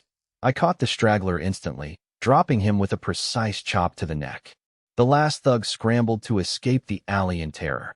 I picked up a stone, weighing it in my hand. I let the man run. Despair would make him more talkative later. As the thug neared the exit, I flicked the stone, striking the man's head with lethal precision. The man collapsed like a sack. The fight ended in seconds, unnoticed by passers-by. "Now it's time to talk." I hauled the conscious survivor up by his collar. The man was weeping, terrified and reeking of fear. "Who sent you? Why follow us?" The thug blurted out. "Boris. Boris from the Iron Sail Merchant Guild." "Boris? Why is he looking for me?" I struggled to place the name. "I don't know the details. Informants said the Black Sail ship returned with strangers. Master Bolin is missing, and Boris wants to find him through you." I realized the connection. Bolin's uncle, the guild manager, was reaching far. So, the arrogant Bolin had backing? That just meant the ransom could be higher. Being attacked while shopping certainly warranted a mental distress fee. I tossed the thug aside like trash. "Leah, let's go." Leah followed as we left the blood-scented alley. The city's noise swallowed us, as if nothing had happened. I frowned. If Boris found me this fast, my mercenaries selling the weapons were in danger. Those weapons were vital for the Fur Territory's funding. Looks like our business hit a snag. We hurried toward the marketplace where the mercenaries were selling the gear. Griffin swooped down from a rooftop, landing on my shoulder. "Boss, trouble. The guys selling the swords are about to fight." At the market, the vice captain and his Black Sail men were surrounded by a hostile group. "Barton, I'm warning you. This cargo has nothing to do with you," the vice captain shouted, hand on his hilt. His men drew weapons, though they looked intimidated by the angry shark mercenary group. Without their leader, they were clearly outmatched, planning to rob people in broad daylight. My voice cut through the tension as I approached. The vice captain's group visibly relaxed upon seeing me. Barton squinted at me. "Who are you to meddle with the angry shark?" I ignored him, checking the swords and the surrounding thugs. After a quick briefing from the vice captain, I turned to the scarred Barton. "These swords are mine. Leave now, and I'll pretend this never happened." My tone was indifferent, as if dismissing a minor nuisance. Barton and his men burst into mocking laughter. "Yours? Are you dreaming, kid?" Barton sneered. "I'm Barton of the Angry Shark. No one in Calcis talks to me like that. So, get lost." I didn't want trouble, but I needed to set a firm precedent. A single decisive strike would prevent future headaches. My pupils turned crimson, and a palpable, murderous aura radiated from me. Barton's smile froze. He sensed a genuine threat in my presence. He realized I was dangerous, but his pride and reliance on numbers kept him from backing down. Reputation was everything. If he retreated now, his group would be finished in the city. Barton roared, drawing his battle axe. "Kill him." The mercenaries charged with a bestial howl. Peddlers and passers-by scrambled back, fearing they would be caught in the sudden brawl. The vice captain and his mercenaries turned pale. Though they drew their weapons, they were clearly outnumbered and intimidated. Yet, they had me, a man capable of single-handedly clearing a horde of drowned ghosts. They looked to their young lord as their only hope. I remained unmoved, facing the dozens of blades with calm indifference. My deep eyes held a flicker of impatience. These persistent flies were becoming a nuisance. Business should be amicable, but since they chose to wreck my stall, a retaliation was in order. Just as the clash was about to erupt, a voice commanded, "Stop." The soft yet authoritative command cut through the noise, silencing the market instantly. All eyes turned to a young woman walking through the parting crowd. She wore a tailored dark blue velvet gown with gold embroidery, her golden hair shimmering in the dim light. Her refined, composed demeanor stood in stark contrast to the rough, chaotic surroundings. I noted that Barton, the scarred mercenary leader, froze, his expression shifting to undisguised fear. Barton sheathed his axe and forced a grimace. "Lady Alea, why are you here?" Alea ignored him, calmly surveying the standoff. Her gaze settled on me, a hint of surprise crossing her eyes. "Barton, I recall the Golden Lion Chamber of Commerce forbids brawls in the market. Her voice was calm, but carried an undeniable weight. Do you need a reminder of the consequences? Barton sweated, bowing low. Not at all. You misunderstood, manager.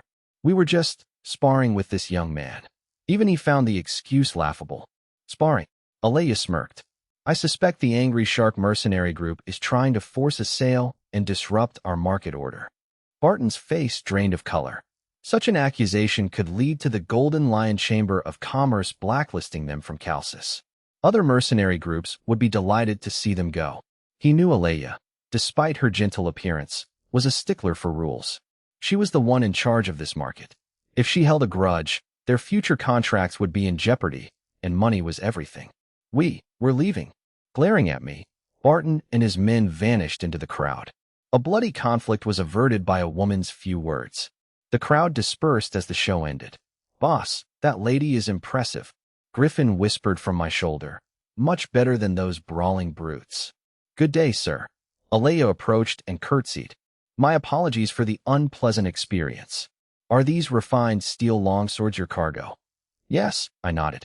Alea picked up a sword, inspecting it. She unsheathed it, the cold gleam and fine craftsmanship earning her approval.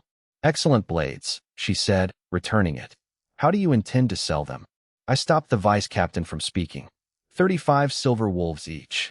I quoted a price higher than expected to test her reaction. Alea's lashes fluttered, then she smiled. You are a fair man. 35 silver wolves is reasonable.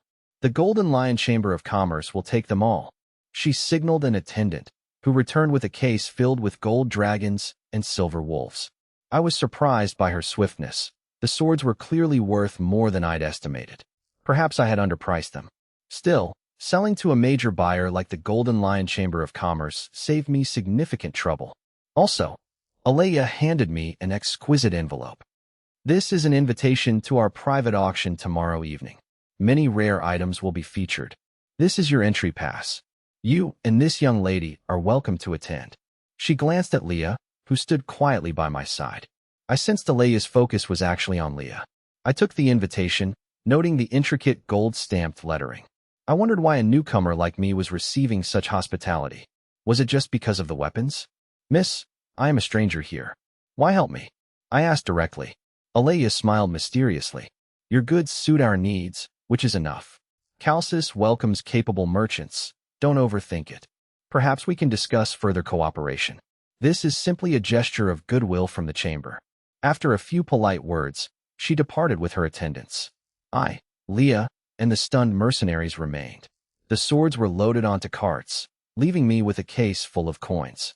It reminded me of the line, "Take your money and leave my ship." Notification, total 81 gold dragons and 90 silver wolves. Transaction complete. I finally snapped back to reality. It was really that simple? No haggling. 80+ gold dragons, and she didn't even blink. That was a year's income for an average barony. How wealthy were these people? I was envious. The vice captain now looked at me with pure adoration.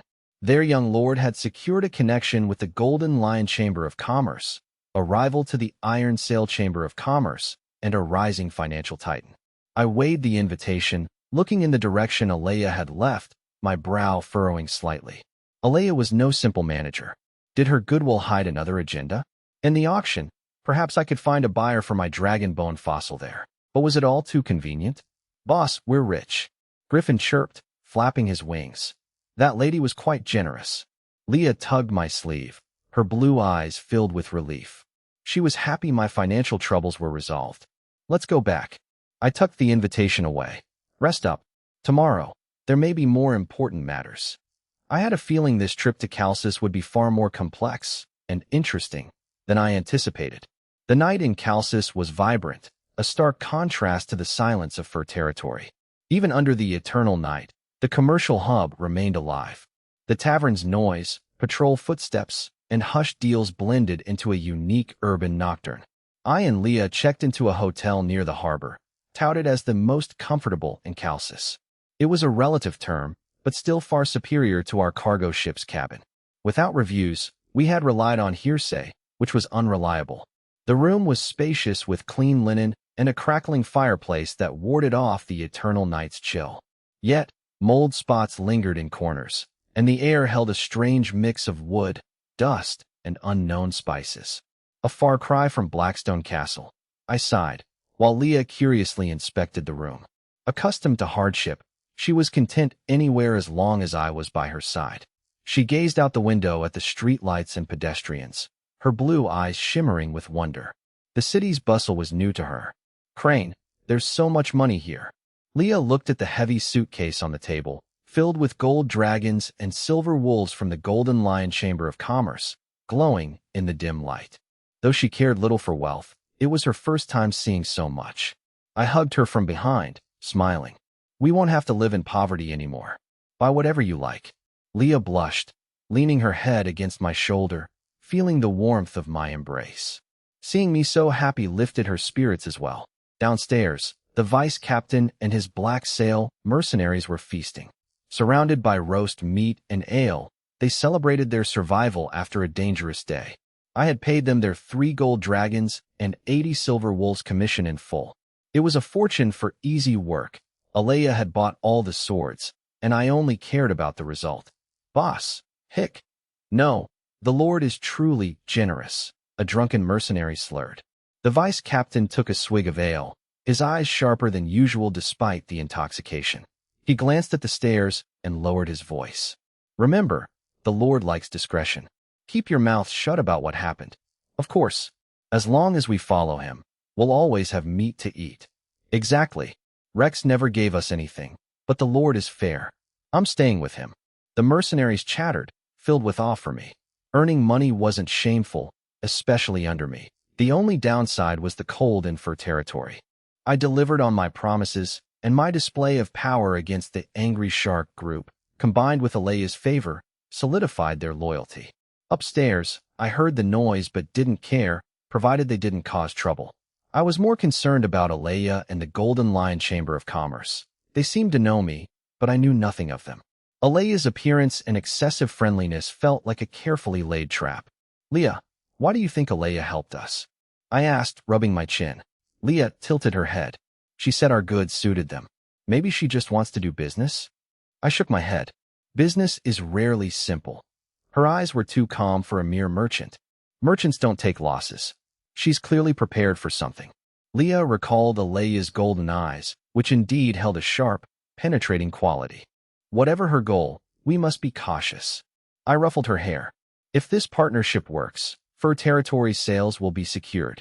However, I hesitated over whether to sell the dragon bone fossil at tomorrow's auction.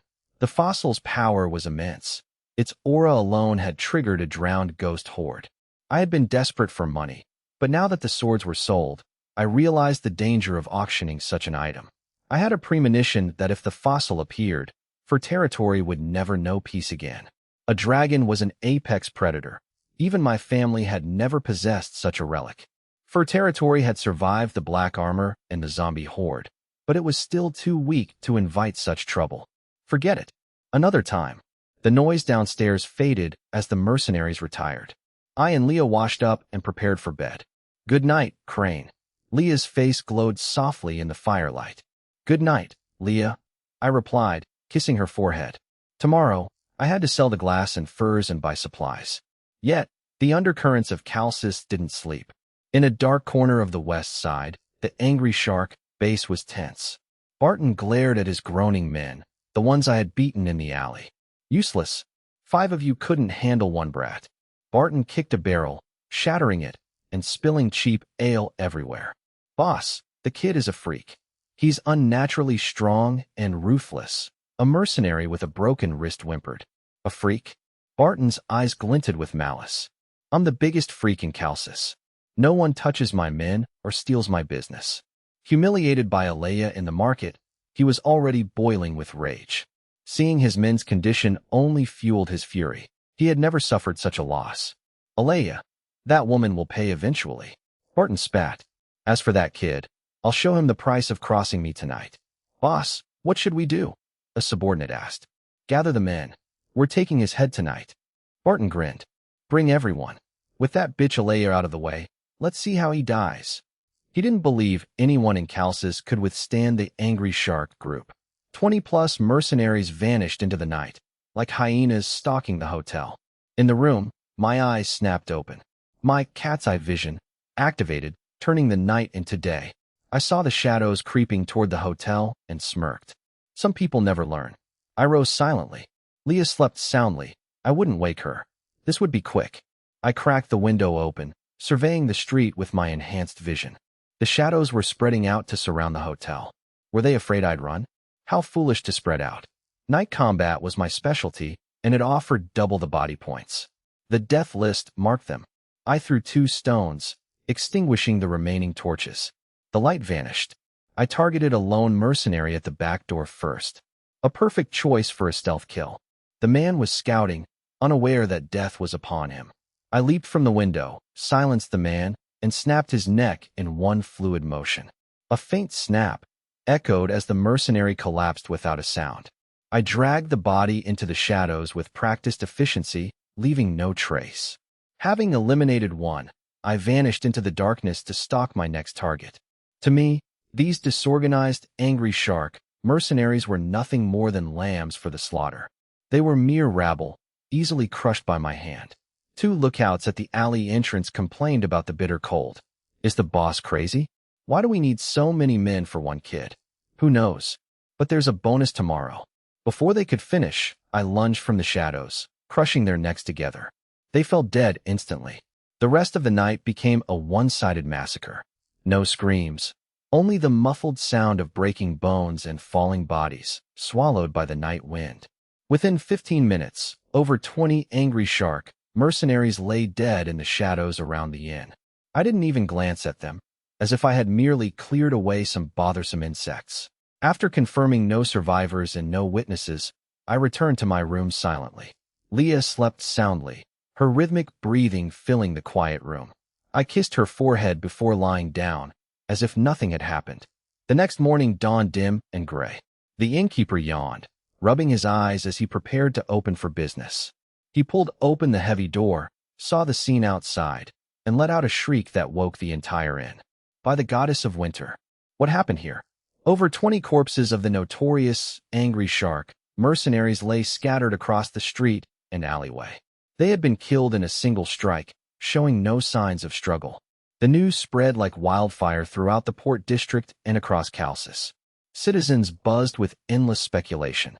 Some blamed gang infighting. Others saw it as revenge, while many cheered the downfall of the local bullies. Good riddance. They smashed my stall last time, an old woman spat. They broke my son's leg just for looking at them, a man added, gritting his teeth. The citizens rejoiced at the demise of the angry shark group. The city guard arrived, performed a cursory inspection, and hauled the bodies away. They cared little for mercenary infighting as long as it didn't disrupt public order. When I and Leo went down for breakfast, the restaurant was still abuzz with the event. I remained composed, while Leah ignored the topic entirely. Griffin fluttered on my shoulder, whispering, "Boss, that was ruthless, leaving no survivors. But well done. It's much quieter now." The vice captain and the black sail mercenaries looked at me with newfound, fearful reverence. They realized my methods were cold and decisive. They felt a lingering chill, knowing they would have died if not for me. With the angry shark threat gone and the Golden Lion Chamber of Commerce showing favor, my business proceeded smoothly. My high-quality furs were quickly bought at a premium by local merchants.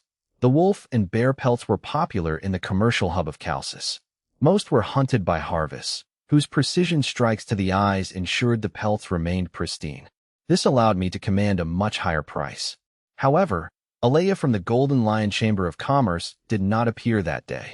By afternoon, I finished counting my earnings and turned to my next cargo, glass. These were the first, slightly imperfect batches produced in fur territory. Though crude by later standards, they were rare luxuries in an era of pottery and wood. I carefully sorted them, setting aside a dozen high-quality pieces.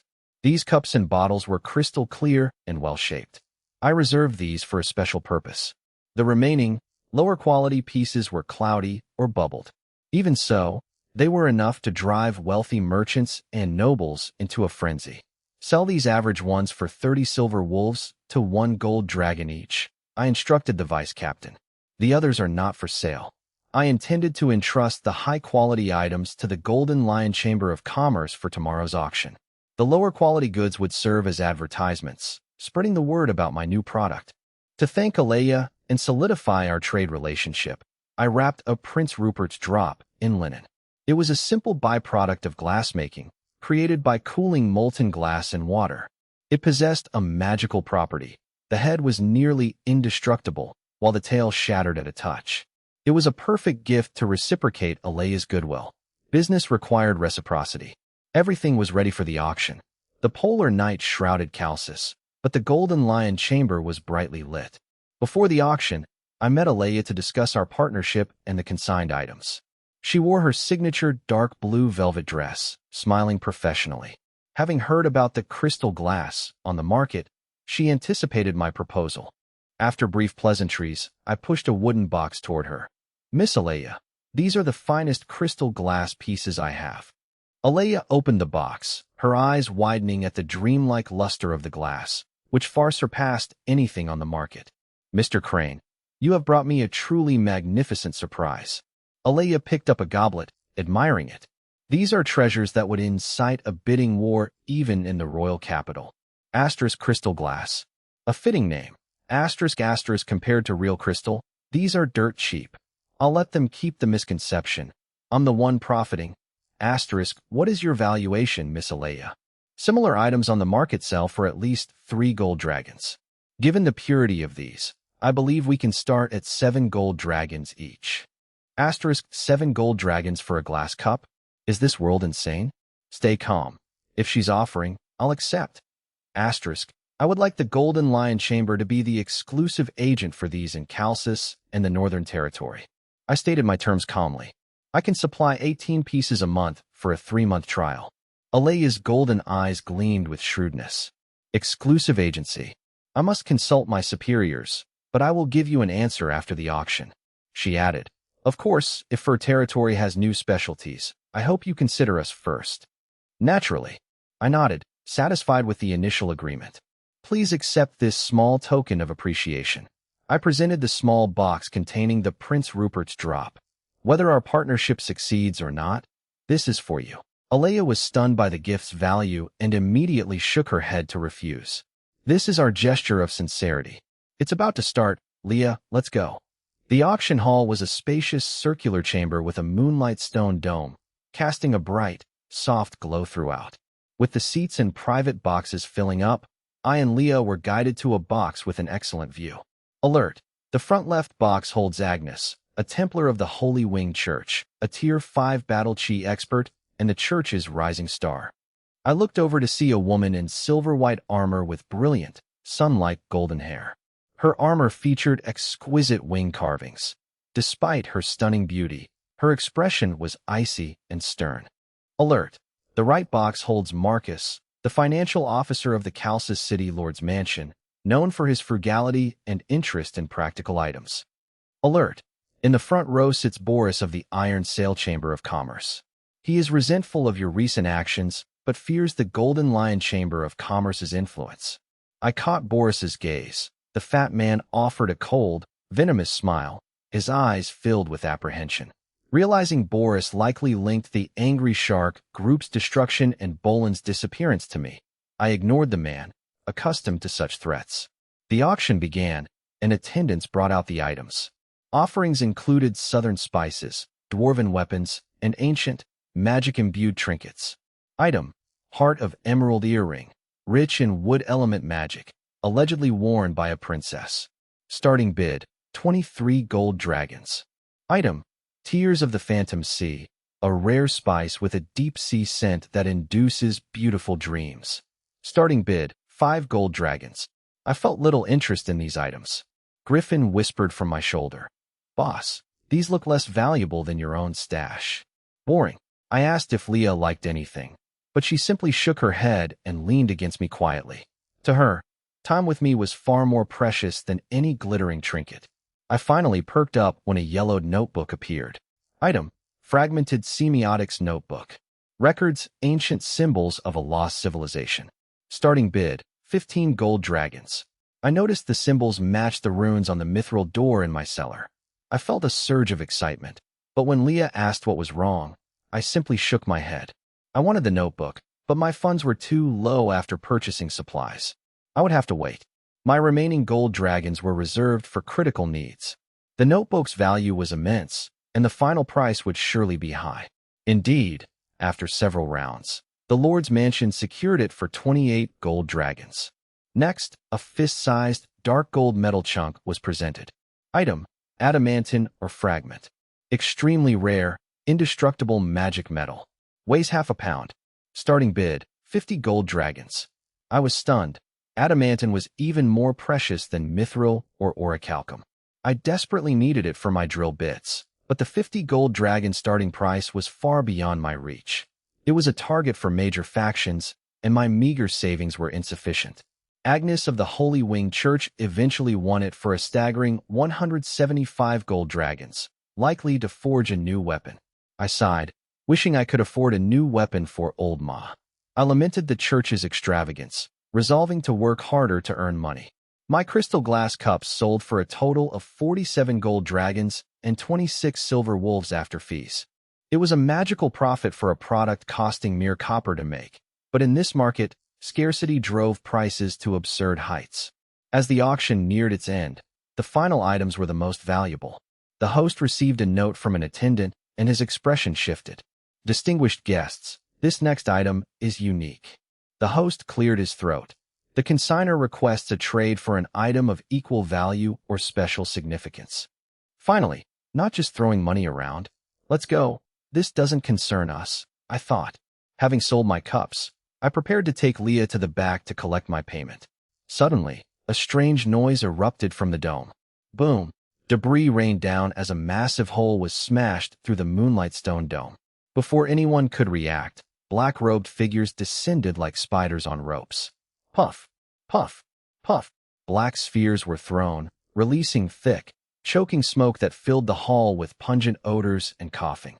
Chaos ensued, with screams and crashing furniture filling the air. Alert! Frenzy Flame's secret alliance members detected. A group of mad alchemists known for unscrupulous experimentation. I shielded Leah, my eyes scanning the descending figures. Leah cast an ice wall to block the smoke. The intruders were swift and coordinated. Protect the items. Guard.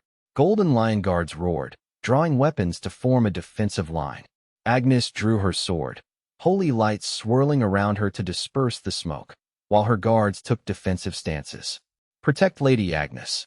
In my box, Boris shrank back, gloating at the Golden Lion Chamber's misfortune. The Golden Lion Chamber is in for a treat. He was delighted by the chaos. The intruders moved directly toward the stage. Leah warned me, ice shards forming in her hand. Protect yourself, Leah, I said. I noted the intruders focused on looting rather than killing. Several reached the stage, breaking through the guards. I saw one intruder using tools to pry open the base of the final lot. I lunged through the smoke, delivering a powerful punch to the intruder's side. Bang! The intruder flew back like a broken kite. He hit the wall and collapsed, dropping his tools. I felt the ribs break, but held back enough force to keep the target alive for questioning. Just as they thought they had the upper hand, a new threat emerged. Thump, thump, thump. Muffled impacts shook the floor beneath the stage. A Golden Lion manager turned pale. No, they dug a tunnel. The warehouse. The guards rushed to the back, only to find the warehouse empty. The adamantine, the notebook, and even my cups were gone. The dome attack was a diversion. The Real robbery happened via tunnel. The fallen intruders vanished into the smoke, and the guards found nothing in the tunnel. Incompetent. Agnes fumed at the Golden Lion Chamber's failed security. Boris couldn't hide his grin, thinking the Golden Lion Chamber finally got what they deserved. Thick, acrid smoke filled the air, reeking of inferior alchemical concoctions. The auction hall was in chaos, filled with coughing, cursing, and wreckage. Overturned chairs and shattered decorations bore witness to the recent terror. Damn it! Agnes's voice cut through the smoke like an icy needle, striking the Golden Lion Chamber of Commerce staff. Her silver armor gleamed in the dim light, but her golden eyes burned with fury. Is this the security you boast of? You let thieves snatch the goods right under your noses. Her temple guards stood by, hands on their hilts, clearly displeased. The stolen adamantine, or had been specifically requested by the church hierarchy. In a private box, Boris of the Iron Sail Chamber of Commerce struggled to suppress a gloating smirk. He whispered to his steward, "The Golden Lion is in deep trouble. Let's see how Alea handles this." Seeing them fall after being so arrogant is truly satisfying. The steward agreed. With so many VIPs here, their reputation will plummet. They've poached our clients for too long. This is our chance. Boris stroked his chin, eyes gleaming. The hall was in an uproar as merchants demanded refunds and compensation for their lost goods. Screams and shouts turned the hall into a boiling cauldron. Amidst the chaos, Alea emerged from the back, flanked by cold-faced guards. She remained poised in her dark blue velvet gown, her smile seemingly out of place, yet oddly calming. She stepped onto the stage, the ruined ceiling serving as a backdrop. "Distinguished guests, please quiet down." Her soft, clear voice brought an immediate hush to the room. Scanning the crowd, she met Agnes's glare and Boris's smirk before speaking. "I, Alea, apologize on behalf of the Golden Lion for this security failure." She bowed deeply. The Frenzy Flame Secret Alliance was cunning and well-prepared. Her tone turned sharp. "However, we will not shirk our responsibility," she declared. "We will provide double the transaction price in compensation for all verified stolen items." The room erupted in shock. Double compensation? Even Agnes looked surprised. Boris nearly jumped from his seat, wondering if he'd misheard. Double? Is she trying to bankrupt them? He calculated the astronomical cost, while I raised an eyebrow in my box. If my crystal glass cups were covered, it would be a windfall. I was more curious about Alea's true motives. Leah tugged my sleeve, whispering, "Kyle Crane, will they really pay that much?" I watched the composed woman. "It's a grand gesture, but I suspect she isn't finished." Alea smiled. "Furthermore, as a token of our sincerity, every registered guest will receive a gift. Additionally, all transactions with us for the next year will receive a 10% discount." The merchant's anger began to subside. Between the double compensation and future discounts, they stood to profit.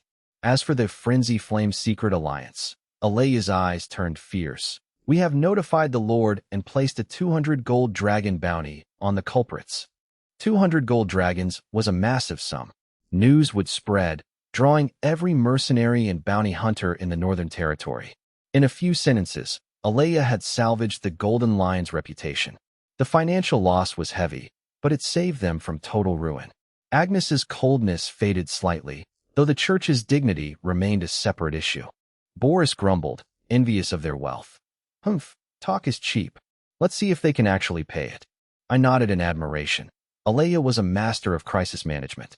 She had stabilized the situation and turned a disaster into an advertisement. "Looks like our glass cups will fetch a good price after all."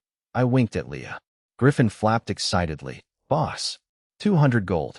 Should we join the hunt?" I tapped its head. "Stay quiet. We have enough trouble." I watched Alea command her staff, reevaluating her capabilities. Frenzy Flame's Secret Alliance. I noted the name. I suspected a link between this group, my mithril door, and the stolen semiotics notebook. "Let's go, Leah. Time to leave." I didn't care for the chamber's politics. I wanted to know what those alchemists were planning. The attack felt far too calculated. The intruders had bypassed all security, suggesting an inside job. I was certain there was a traitor. After securing Leah and summoning Griffin, I activated Bloodhound and Cat's Eye Vision. I had struck the target hard earlier. The man was lucky to be alive. I blew a bone whistle into the night. The sound echoed sharply through the streets. Moments later, hoofbeats approached. A black horse, emerged from the shadows and stopped before me. "Long time no see, I mounted, and we galloped off into the night. Guided by Bloodhound, I followed the crimson trail through the darkness. The black-robed men were clever, but they couldn't hide their tracks as they fled the city. The trail led to a secluded waterfall outside the city. System, fresh footprints found near the riverbank. Stay alert. I dismounted, hiding in the woods. I inspected the riverbank, finding varied, distinct footprints in the mud. The prints were fresh and chaotic, with damp edges still visible. Nearing the waterfall, I caught the pungent scent of low-grade alchemical potions, identical to the auction house. The tracks vanished at the waterfall's base. I focused on the rock wall behind the cascade. A hidden cave entrance lay concealed behind the curtain of water. I slipped inside, finding a dim, cramped space lit by flickering blue lamps. Several black-robed figures were busy moving crates and vials. These were members of the Frenzy Flame Secret Alliance. I crept forward, seeking a target. Spotting a lone figure near the entrance, I lunged, silencing the man with a swift strike to the neck. The robed man collapsed instantly. I dragged him into the woods and donned his robe. The robe reeked of chemicals. I pulled the hood low and returned to the cave, mimicking the other's movements to blend in. As I probed deeper, voices emerged from an inner room. Is everything accounted for? It was Alea, the manager of the Golden Lion Chamber of Commerce. She was the leader of the raiders? The composed woman from the auction was the mastermind. I moved to the door, peering through a crack. The Bloodhound's trail ended at Alea. She was remarkably resilient, managing crisis PR even after my punch. Inside, Alea directed the loading of goods. She had shed her velvet dress for a black bodysuit that highlighted her figure. Yes, all items are transferred, a subordinate reported. Good, she replied. Once the others left, Alea remained alone in the room. I lunged from the shadows, pinning her and pressing a blade to her throat. Don't move, I commanded. Alea froze, the cold steel halting her struggle. She gasped, feeling my firm, controlled grip. She shivered as the blade pressed against her skin. After a tense silence, she turned slowly. Beneath my hood, my eyes burned intensely in the blue light. Alea's eyes widened with realization and complex emotion. Her fear shifted into a look of appraisal and curiosity. I underestimated you, Mr. Crane. Her voice was steady, despite the lingering pain from my earlier punch. Or should I call you something else? Tracking me here is no merchant's feat. She adjusted her collar, unfazed by the threat. Her composure impressed me. Is it that difficult? The 200 gold dragon bounty was too tempting to ignore, I replied. Though I assume you don't intend to pay yourself, right? Alea laughed, a chilling sound. You're clever. You've figured it out. The Golden Lion Chamber of Commerce has a mole, and it's me. She gestured casually. Acting requires commitment. A manager stealing her own goods. Quite the performance, I noted. Alea nodded, accepting the compliment. So why follow me? What do you intend to do? She studied me, searching for my true intent. Her tone held a hint of disappointment, as if my discovery ruined her perfect plan. I paced, keeping the dagger near her neck. I eased the pressure slightly, offering her room to breathe. It was irrelevant. But if this scandal breaks, our exclusive partnership ends. A real shame. Partnership? You want to work with me after this? Alea was genuinely stunned. Why not? I see a brilliant, articulate businesswoman. I lowered my voice. And regarding the goods, you wouldn't want your secrets exposed, would you? You always bring surprises, Mr. Crane. Alea rubbed her side, her golden eyes flickering. She leaned against the wall, her posture tense. Isn't it delusional to talk of partnership given our current positions? I sheathed my blade. Positions change when interests align and secrets are shared. For instance, you were quite interested in those refined steel longswords I sold. Alea's gaze sharpened. The craftsmanship was good, but I cared about their origin. The Northern Territory is restless due to unwelcome guests. Unwelcome guests? You mean those in black armor? Alea paused. The Frenzy Flame Secret Alliance calls them frost skeletons, a type of alchemical creature. They are mysterious and seem to be searching for something. I see, I thought. The black armor's reach was wider than expected, but their origin remained a mystery. Since you have my secret and offer cooperation, let's be direct. Alea stood tall, her authority returning. What do you want? Simple. I held up 2 fingers. First, I keep your identity and tonight's events a secret. Secondly, regarding the exclusive agency for fur territory specialties in Karchis and the North, I want to continue, but with more sincere terms. Alea's golden eyes flickered with surprise. She had expected me to demand an exorbitant price, not persist in a commercial partnership. I can authorize the Crystal Glass Cup Agency. 18 pieces per month at 6 gold dragons each, with a 30-70 split on future profits. Only 30%. That 30% is ours. The lion's share of 70% goes to you. We can also buy your other goods, like those high-quality furs, long-term. She added, if you can provide weapons of the same quality as those refined steel longswords, the more the better. I'll ensure you're satisfied with the price. Deal. I agreed, finding the terms better than expected. Alea clearly needed a reliable source of high-quality goods to secure her finances under her dual identity. The Golden Lion Chamber of Commerce was bleeding resources, making my high-margin goods essential to her. To show my sincerity, Alea smiled cunningly, pointing to the stolen goods nearby. Choose 2 items as compensation for the 200 gold dragons. These are ownerless, or soon will be. I raised an eyebrow. I won't refuse. I scanned the crates and artifacts. My goal was clear. I picked up a heavy piece of raw adamantine ore. I'll take this. Alea nodded, recognizing the value of the adamantine.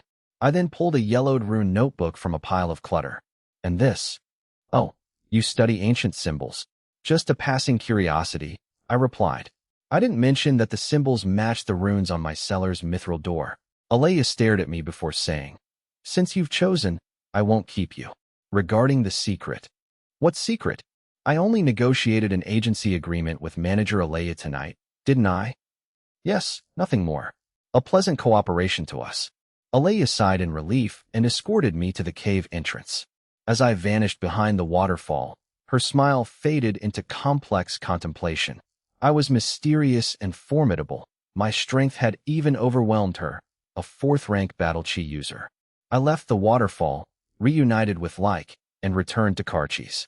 I used a portion of my sales revenue to purchase grain. Karchi's, a major commercial hub, had stable supplies and prices. I bought months' worth of rye, beans, salted meat, and rare seeds. And plenty of alcohol. The vice captain and the Black Sail mercenaries watched in shock as I loaded the ships. They had never seen a lord stock supplies as if emptying an entire granary. I also bought small gifts for Leah. I hired 3 large cargo ships to transport the supplies, the vice captain, and the mercenaries who chose to follow me to fur territory. I covered the shipping costs, feeling expectant as the ships were loaded. Despite the twists and the robbery, the trip was a massive success. I solved the territory's financial and food crises and secured a deep partnership with the Golden Lion Chamber of Commerce. Most importantly, I acquired the adamantine and the semiotics notebook. Boss, we're ready to sail. Griffin chirped from my shoulder. The long night had passed, and sunlight broke through. I turned to see Leah, her silver hair blowing in the breeze, her blue eyes shining in the dawn. Let's go home, Leah. I took her hand. Yes, let's go home, she whispered, leaning on my shoulder. The ships raised their sails and departed Karchi's for fur territory. A medium ship emerged from the mist, followed by 3 heavily laden cargo ships. Wow, we're back. Griffin was the first to fly off the deck. He circled the dock before heading toward Blackstone Castle. I followed with Leah, Leah's eyes softening at the sight of the familiar dock and the distant castle. She missed the tranquility of fur territory compared to the bustle of Karchi's. Crane, it feels good to be home, Leah said. Indeed. No matter how lively Karchi's is, it can't compare. It was the only place I could call home in this desolate northern territory. Only here could I relax my tense nerves. Harvest and a squad of soldiers waited at the dock. My lord, Miss Leah, welcome back. Thank you, Harvest.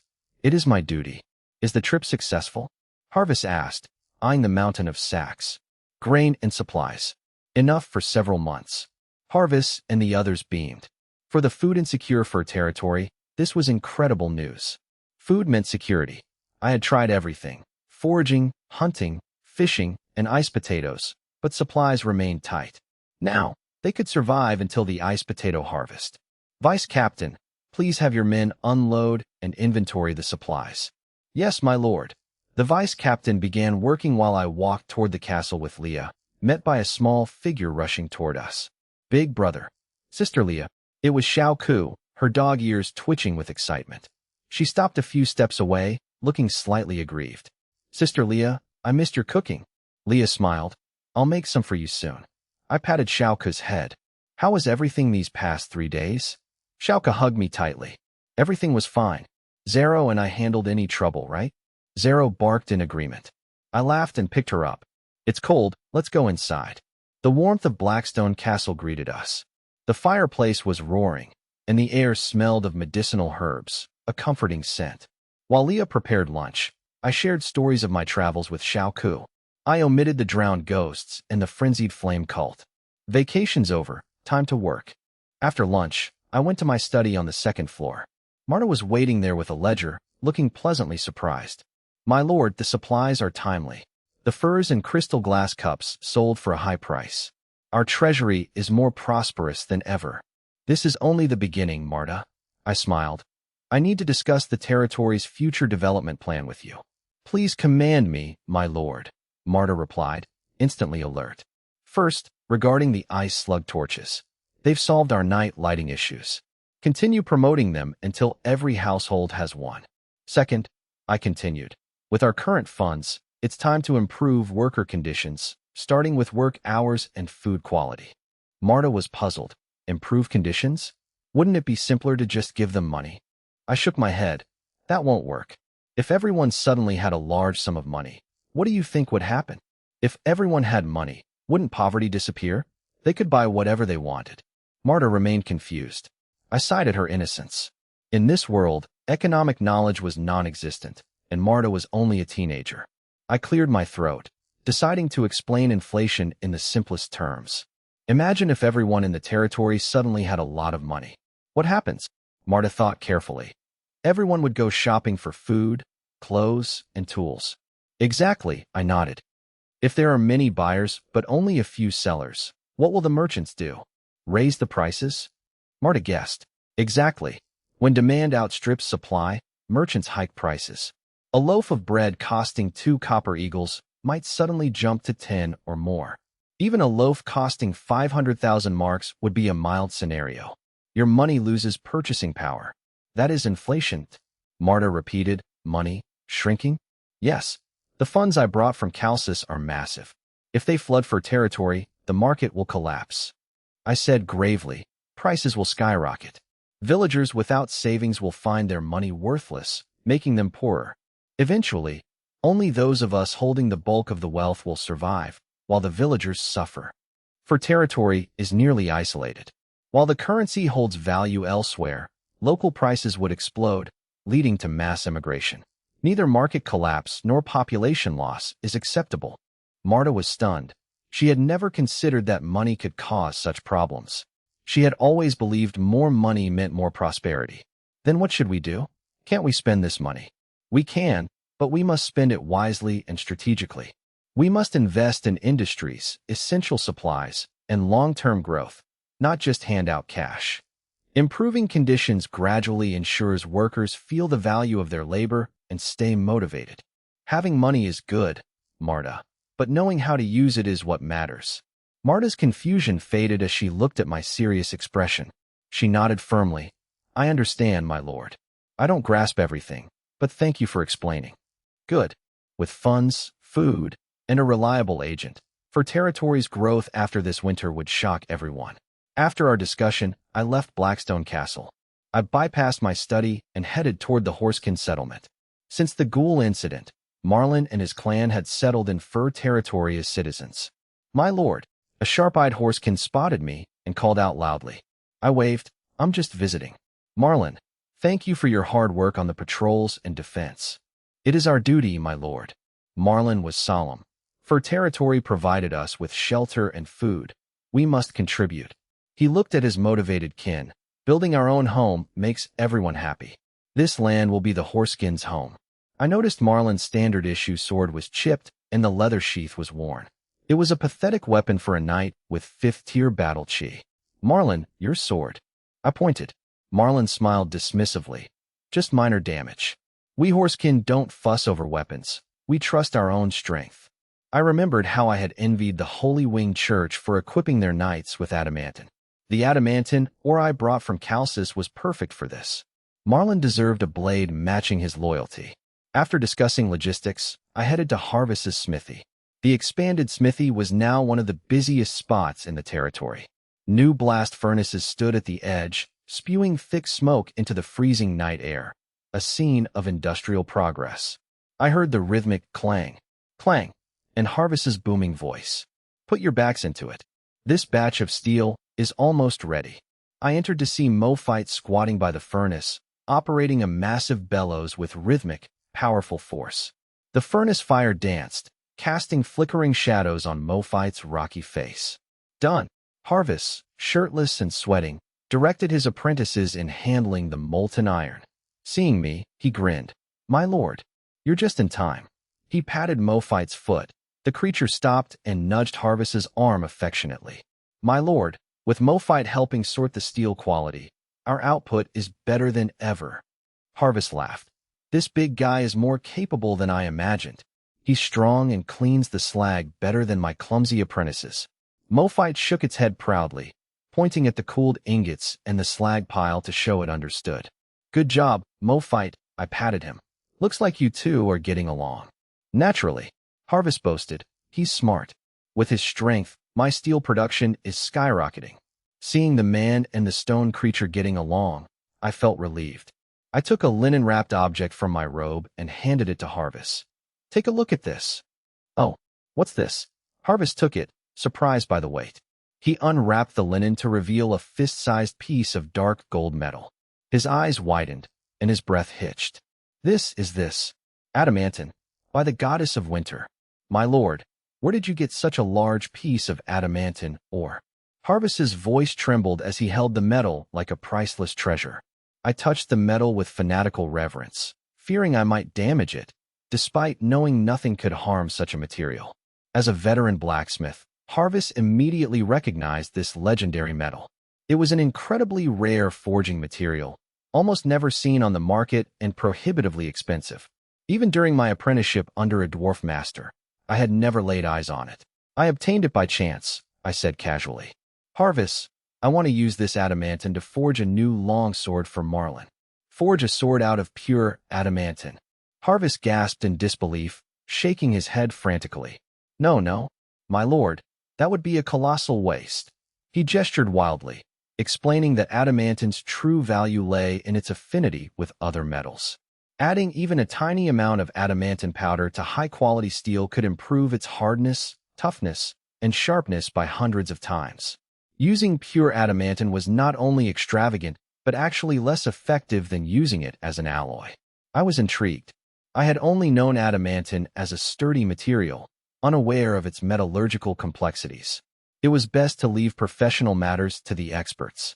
Harvest, now energized, insisted that even a piece the size of a fingernail would suffice. He promised that by alloying it with steel, he could craft an indestructible blade for Marlin, far superior to any weapon he had used before.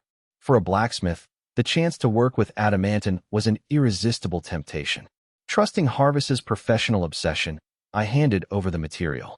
Then use it as you see fit. I trust your skills. Thank you, my lord. I will not let you down, Harvest exclaimed, rubbing his hands in excitement. Harvest's description of the alloy reminded me of my own black heavy sword, Zhongya. Found in a mysterious cave, the sword was heavy, sharp, and eerily absorbed my blood. As I grew stronger, I realized the sword was truly extraordinary. It had shattered ghouls, rocks, and even adamantine ore without sustaining a single nick. If adamantine was the world's finest metal, what was Zhongya made of? It seemed even harder than pure adamantine. Was it a stronger alloy or a rarer, mysterious substance? I touched the cold hilt, feeling a sense of calm. The sword that had accompanied me through countless life-or-death crises still held many secrets. With Fur territory developing smoothly and the Horse Clan orcs assisting in construction and patrols, things were on track. I finally turned my attention to my long-awaited project, the steam engine. In my study, I frowned at my blueprints. These were the designs I had drafted after unlocking the steam tide. Cylinders, pistons, and flywheels were all mapped out, but a core problem remained. Still stuck on the sealing material, I sighed, rubbing my temples. The engine required high-pressure seals that were heat-resistant, durable, and elastic. Rubber didn't exist in this world, and my attempts with tanned leather or greased linen had failed. The former became brittle under heat, while the latter couldn't withstand the steam pressure. Boss, still struggling? Griffin landed on the desk, tilting its head at the drawings. Can these iron contraptions really move on their own? Theoretically, yes. But practice is missing a key component. I remembered the ice slug lipid sacs, the ice slugs, and decided to test them. Griffin, go get me some ice slugs from the storage. You got it. Griffin was happy to run errands for dried meat. Soon, a bag of cleaned ice slug sacs was delivered. They were translucent, ice blue, and possessed incredible elasticity. The elasticity is perfect, I noted. They were tough to cut, requiring significant effort. The edges were smooth, but a new problem arose. The surface was oily and sticky, with residual gel particles. This stickiness made them unsuitable for seals, and their heat resistance was unknown. If they melted under high-pressure steam, the engine would fail. Testing a piece over the fireplace, it shriveled and emitted a foul, burning feather odor. No good. I sighed, disappointed. Just then, Xiaoko burst in. Big brother. Sister Leah, look what I made. She held up an inflated balloon made from an ice slug sac. It was no longer oily, but dry and a deep, translucent blue. Xiaoko, how did you do this? I took the balloon. It was elastic and no longer sticky. I left it in the sun and rubbed it in the snow. It's not sticky anymore and easier to blow up. Xiaoko beamed. Sun and snow? I was intrigued. I playfully ruffled Xiaoko's ears, enjoying their soft texture. Xiaoko explained she had discovered this while playing with Zero. Perhaps the sunlight, temperature changes, and snow friction had triggered a chemical reaction. System: the lipid sac is rich in antifreeze glycoproteins and photosensitive pigments. Light exposure causes the helical structure to unfold and phase change. Never mind the theory. So that's why ice slugs only appear during the polar night. They die in the light. As long as it works, that's all that matters. Leah, take a look. I handed her the balloon. Leah touched it. The oil is gone, and it feels tougher. It meets your requirements, she concluded.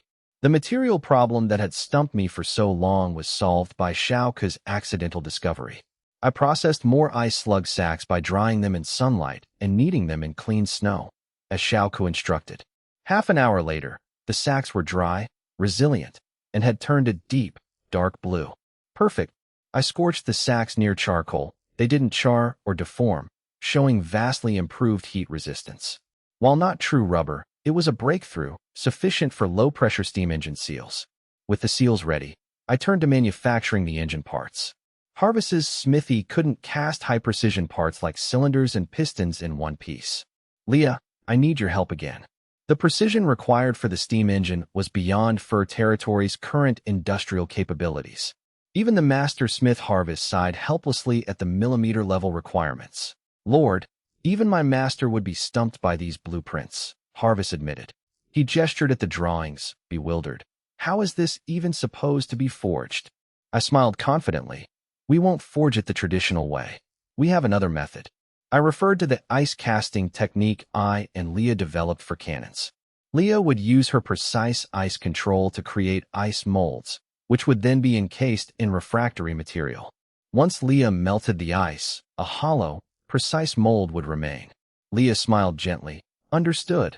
Casting these parts was complex, but easy for Leah's ice manipulation. During the process, she felt her control over ice elements growing more refined. If I unlocked more blueprints, Leah could eventually help craft firearm parts, excluding the barrels. Barrels required drilling or cold forging for sufficient strength. For the next few days, the area by the smithy became the center of attention in Fur Territory. Leah sculpted crystalline ice molds with fluid, precise movements. The cylinder walls were mirror-smooth, with perfectly defined piston grooves and connecting rod arcs. They were works of frozen art. Harvest and his apprentices carefully encased these molds in fireclay and ash, leaving poring inlets. Under my guidance, they poured high-quality molten steel into the molds. The molten steel met the residual vapor in the ice molds, creating a sharp, metallic hiss. After cooling, they removed the molds. Harvest gasped as the first batch of castings emerged. The precision and complexity far exceeded anything he had ever seen, even compared to the cannons. My heavens, this is a miracle. Harvest marveled at the smooth cylinder, obsessed with this new technique. I, Leah, and Xiaoko installed the blue ice slug sac seals into the joints and pipes. The blue seals looked striking against the metal. I carefully assembled and calibrated the machine. Boss, you sure this pile of junk will move? Don't let it explode and ruin everything. Griffin squawked. Shut up, I replied, or no jerky for you. Griffin immediately went silent. After much labor, a strange metal machine stood assembled. It featured a vertical cylinder, a piston rod, and a large cast iron flywheel. A simple brick boiler with a wood-burning furnace connected to the cylinder via a steam pipe. Lord, what exactly is this? Harvest asked, echoing the crowd. Marta stared, unable to connect the heavy iron mass to a self-moving machine. Xiao Ke poked the cold metal, asking, Big brother, can this really run like Zero? It doesn't run like Zero, Xiao Ke. I smiled. But it provides more power than dozens of Zeros combined. Zero? I loaded the boiler with coal crystal and checked the valves. As the fire roared, the water began to boil. White steam hissed from the chimney and joints. Boss, it's happening. Griffin gripped my shoulder. I opened the steam valve. Whoosh! Steam surged into the cylinder. Thump! The piston moved, and clang! The flywheel began to turn. The cycle repeated. Thump! Clang! Thump! Clang! The movement was initially jerky and noisy. As parts wore in, the flywheel spun faster and smoother. It's moving. It's actually moving, a villager shouted. The soldiers and horsekin stared in disbelief. They had seen ghouls and warlocks, but this steel monster moving on its own defied their understanding. By the goddess, the iron lump is alive, a horsekin muttered in awe. Xiao Ke jumped around excitedly, her wolf ears twitching. Big brother is amazing. Leah stood by me, her blue eyes filled with joy at my pride. She didn't understand the mechanics, but she knew it mattered to me. Harvest was in a state of fanaticism. He stared at the moving piston and flywheel, as if witnessing a divine revelation. He burned his hand touching the hot metal but kept muttering. Incredible. Iron can do this. Boss, it's moving. It's stronger than those old bones. Griffin squawked. Griffin was stunned, wondering what else I would pull out of my sleeve. I felt a surge of excitement looking at the crude but powerful prototype. This was the milestone for Fur Territory's Industrial Revolution. Achievement unlocked. Industrial Revolution. Tech talent +1. This is only the beginning. I felt the raw power. With this, we can do so much more. We can farm more land, build stronger castles, and even make ships sail without wind. I looked at my stunned people. Fur Territory's future will change because of this. Though they didn't fully grasp my words, hope sprouted in their hearts as they watched the machine run. They realized that beyond battle chi and magic, there was a new power for ordinary people to create miracles. In the demon royal court, the figure on the throne tapped her fingers against the armrest, faster than usual. 3 days have passed since the spatial mirror last displayed the Fur Territory. She wasn't worried about the 2 little ones. In fact, she hoped they would cause more trouble. However, it was time for Lu to bring new snacks. Her lips beneath the black veil curled into a subtle, unconscious smile. The lingering memory of butter and jam from previous pastries still teased her tongue. She had to admit, the elf's craftsmanship was uniquely capable of satisfying her cravings. She envied the little ones their daily treats, while her own incompetent demon chefs produced only garbage. Bored, she toyed with the obsidian on her throne, glancing at the empty hall. Usually, Lu would appear there silently with news from the north and specialties. Enough, she murmured, trying to suppress her anticipation. She wouldn't lose her composure over mere food, though she desperately wanted some. Meanwhile, the kitchen at Blackstone Castle was warm and fragrant. Leah, wearing a simple linen apron, had her silver hair tied back, with loose strands dancing as she moved. Her nimble hands were busy working with flour, butter, and fresh ingredients. During her trip to Calcis with me, the rare spices and ingredients had caught her eye more than any jewelry. Remembering me mention cookies from my hometown, she had decided to recreate them as a surprise. She had carefully studied the recipe, intending to delight me upon her return. Leah focused on mixing softened butter with white sugar. Thanks to the fireplace, the butter had finally softened from its rock-hard state. Her wooden spoon moved rhythmically, turning the mixture into a smooth, sweet-smelling paste. Midday sunlight streamed through the kitchen window, casting a halo around her focused profile. She did this out of pure interest, since I loved them. She was happy to bake for me daily. Yet, the finished batches always seemed to shrink, as if snatched by a mischievous cat. Leah cracked eggs, separating the yolks. She folded the golden yolks into the butter mixture with joyful, gentle motions. Soon, the kitchen filled with the rich aroma of butter and vanilla. The expensive vanilla beans were no concern. I always encouraged her to buy whatever she needed. She piped the batter onto a metal tray in neat, uniform rounds. The precision of the cookies reflected the care she poured into them. Placing the tray into the preheated oven, she brushed flour from her hands with a gentle smile. The wait for the bake was filled with anticipation. She imagined my sincere, exaggerated expression of surprise when I tasted them. She set an hourglass by the stove and began cleaning the utensils. As the oven temperature rose, the buttery scent grew intense, drifting beyond the castle walls. A faint gulping sound echoed at the kitchen entrance. Xiaoku had snuck in, her bright wolf eyes fixed on the oven from behind the doorframe. Her nose twitched, and her fluffy tail wagged uncontrollably. Leah's cooking was the best, and this sweet scent was impossible to resist. Seeing Leah's back turned, she prepared to strike. Though stealing was wrong, the temptation was too great. She crept forward like a stealthy wolf. Just as her fingers neared a cooling cookie, a gray shadow flickered past. Woof! Xiaoka froze as the best cookies vanished into thin air. She blinked in confusion. Only a trace of spatial fluctuation and a cold, alien scent remained. Huh? My cookies? Xiaoka stared at the empty rack, utterly bewildered. Had Griffin snuck in? No, I had taken him out for patrol. Leah turned around, hearing the commotion. Seeing Xiaoka's confused face, she chuckled, trying to sneak a snack again. Leah, the cookies, they flew away. Xiaoku insisted seriously. She sniffed the air, searching for clues, but found nothing. Flew away. Leah smiled, looking at the empty spot. Did you miscount, or did they hide? Xiaoka shook her head vigorously, ears flopping. No, they just went whoosh and vanished. She gestured, trying to mimic the cookie's flight path. Really, I even felt a cold breeze. All right, it's okay. But please ask next time, okay? Leah crouched to look her in the eye, gentle but firm. Stealing isn't for good children. Wait a bit, and I'll give you some. Yay, Leah is the best. Lu appeared before the throne, holding a cloth-wrapped package. The figure on the throne paused, her gaze lingering on the bundle. She replied, betraying no emotion. In reality, she was dying to try them, but she maintained her regal composure. Lu respectfully presented the package. The figure used a wisp of dark purple magic to draw the package toward her. Inside were golden, steaming cookies. They were perfectly uniform, with caramelized edges and shimmering sugar crystals. A rich, buttery aroma mixed with a refreshing, exotic fragrance filled the cold hall. The scent alone stirred her taste buds. She picked up a cookie with two slender, pale fingers.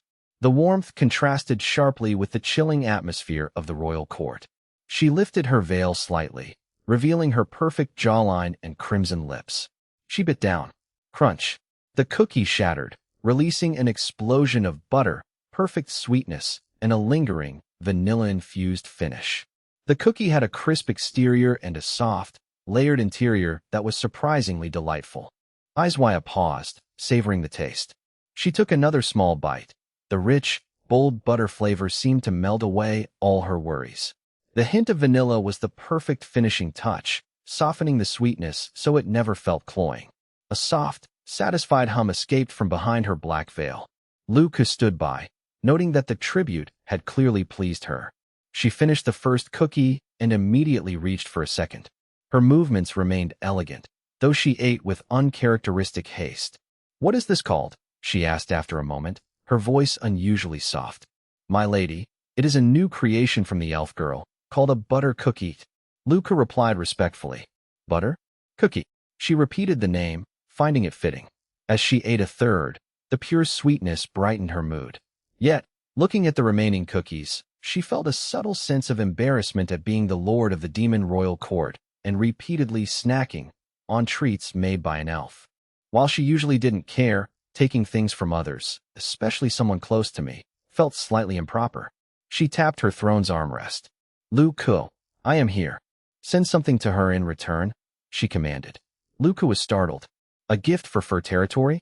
Izwaya gestured, and a silver-edged spatial rift opened in the air. Beyond the rift lay her private library, filled with countless shelves of magical knowledge from across the ages. This was her personal collection, spanning eras of history. Her gaze swept over ancient scrolls and grimoires, finally settling on several books glowing with a soft, icy blue light. These would suffice. The elf was only a Tier 6 warlock, and higher-level knowledge would only harm her.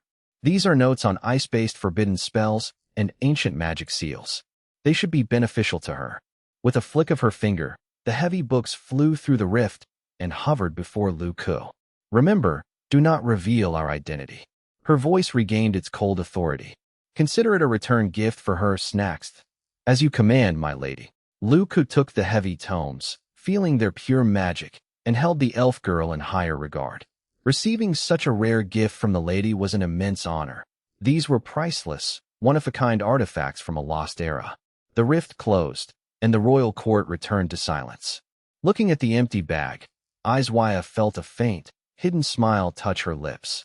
Suddenly, a thunderous boom shook the hall, as if a mountain had collapsed. The massive obsidian gates of the demon royal court, which even other demon lords feared to approach, were violently smashed open from the outside. The heavy doors shattered, crashing onto the floor and kicking up a cloud of dust. The harsh sound shattered the silence of the court. Izwaya's fingers froze on the armrest.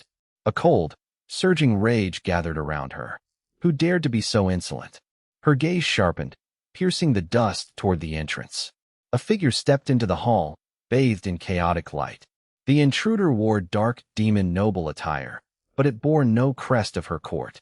He had spiky brown hair and an unnaturally obese, mountain-like physique. As he approached, the low-level demon's servants trembled, not daring to look up. Izwaya watched the intruder coldly, her face hidden behind the veil. She recognized the crest. It belonged to another lord of the royal court. A rare guest. Why leave your endless abyss to visit my remote court? The brown-haired demon grinned, revealing sharp fangs in a rude, arrogant smile. He ignored her tone, scanning the hall with aggressive curiosity. Still the same, cold and lifeless, he remarked dismissively. Suddenly, his massive belly split open into a giant, toothy maw. Izwaya, how have you been?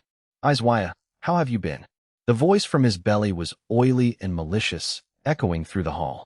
Izwaya's eyes narrowed, and a killing intent filled the room. Her pleasant mood from the cookies vanished, replaced by irritation at the intrusion. Beelzebub. Her voice was chilling. Who gave you the courage to address me by name? She remained on her throne, yet her overwhelming aura caused the temperature in the hall to plummet. Beelzebub's belly maw ground its teeth. Drop the act. My subordinate, Caloran, has gone missing. Did you do it? He stared at her, trying to find a crack in her composure. Caloran is gone, and the ghouls have lost contact. It happened in your territory. You must give me an explanation. Izwaya sneered, her arrogance clear. Your subordinate? A mere Tier 7 necromancer is not worth my time. She brushed her hand across the armrest, as if clearing away dust. An explanation? You come here to bark at me because you lost a fly? You do know something. Provoked by her contempt, Beelzebub exuded a foul, violent aura, and his belly maw dripped with viscous saliva. Don't be so arrogant. Remember the pact between the lords. You cannot escape this.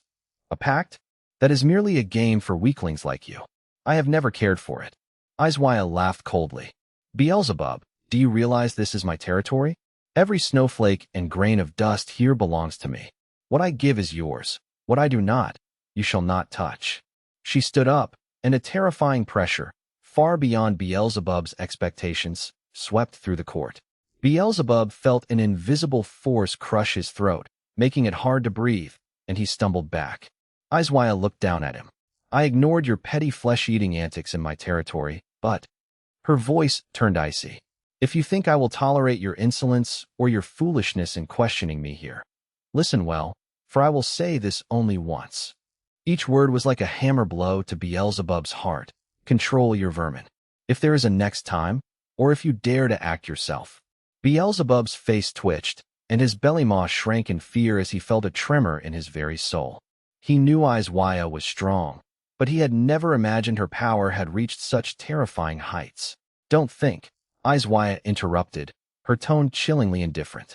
With a casual flick of her finger, adorned with an obsidian ring, she tore a rift in reality. A pitch-black void, consuming all light, manifested instantly beside Beelzebub's left shoulder. With a sharp shred, the rift vanished, taking his entire left arm with it. Aya! A shriek erupted from both Beelzebub's throat and the maw on his abdomen, vibrating through the grand hall. His massive arm was gone, the stump perfectly smooth as if the limb had never existed.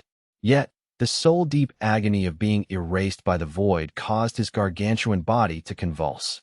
His greasy face twisted in shock and disbelief, his brown hair matted against his forehead. The hollow sensation at his shoulder drove him toward madness. Though his authority of devouring could consume magic and curses alike, it was useless here. Against a power that manipulated space itself, his prideful abilities were utterly impotent. You! How dare you! Beelzebub gnashed his teeth, his abdominal maw writhing in fury.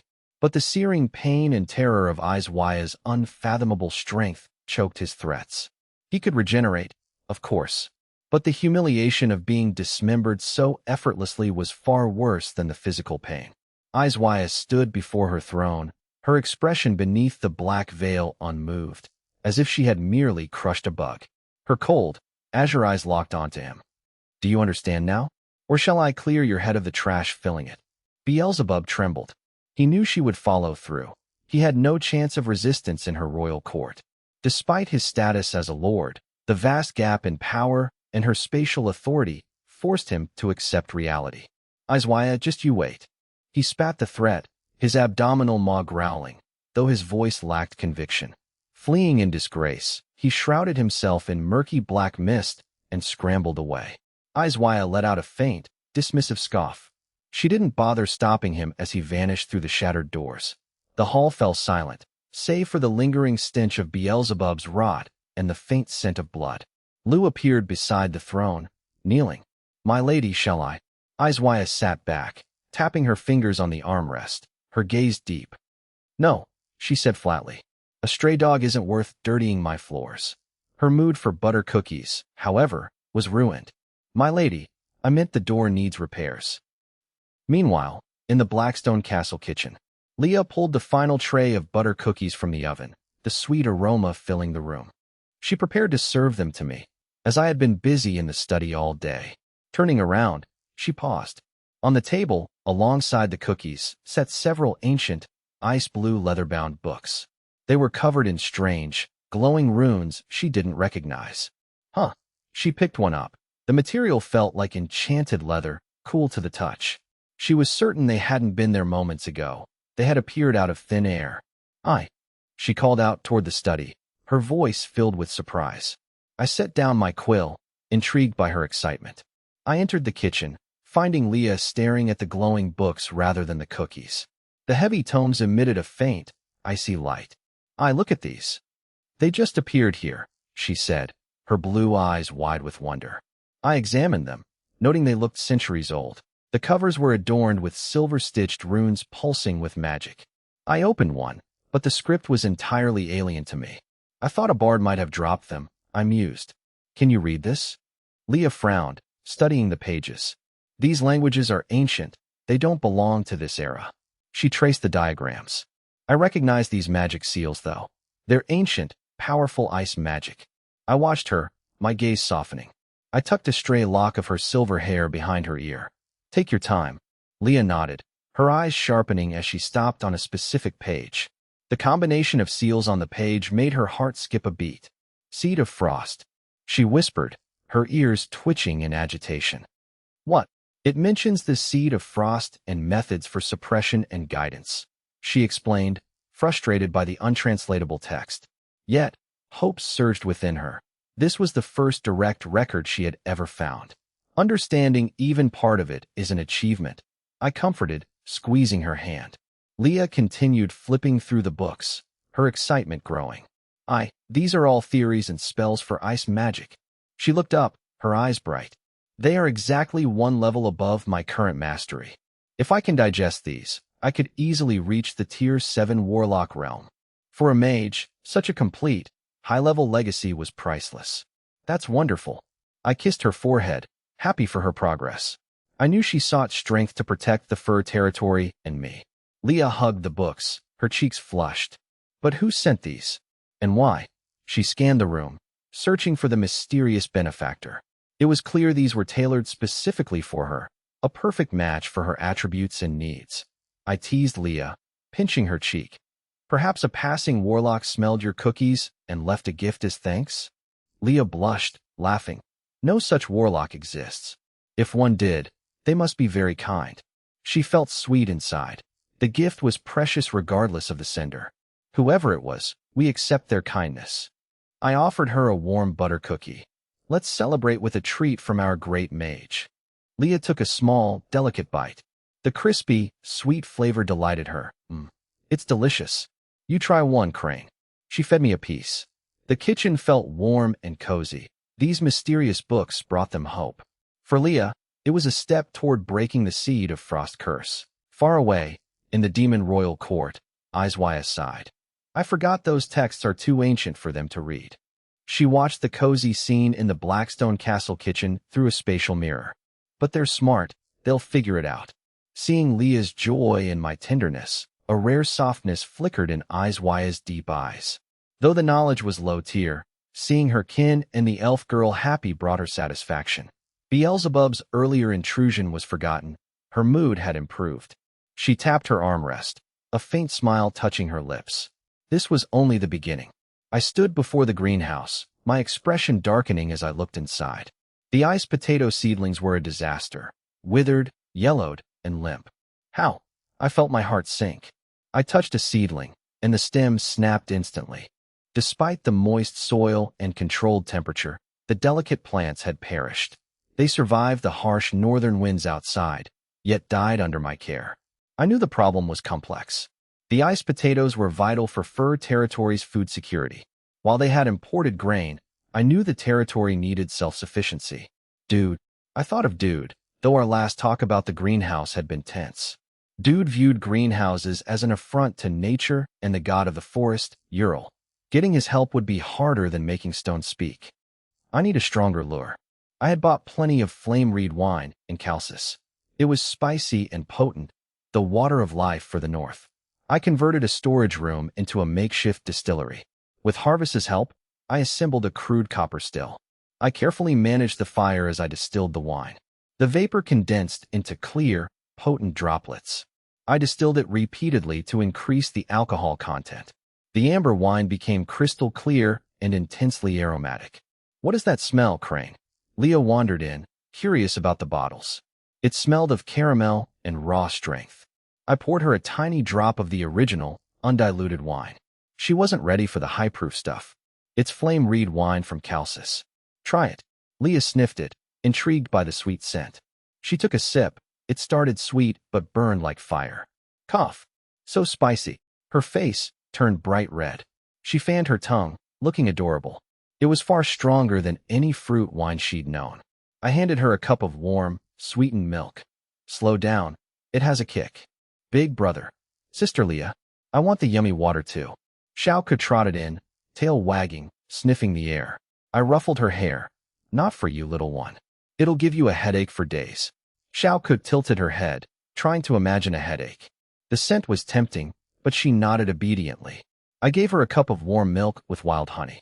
Xiaoke was satisfied, forgetting the yummy water instantly. Soft drinks were definitely preferred by the ladies.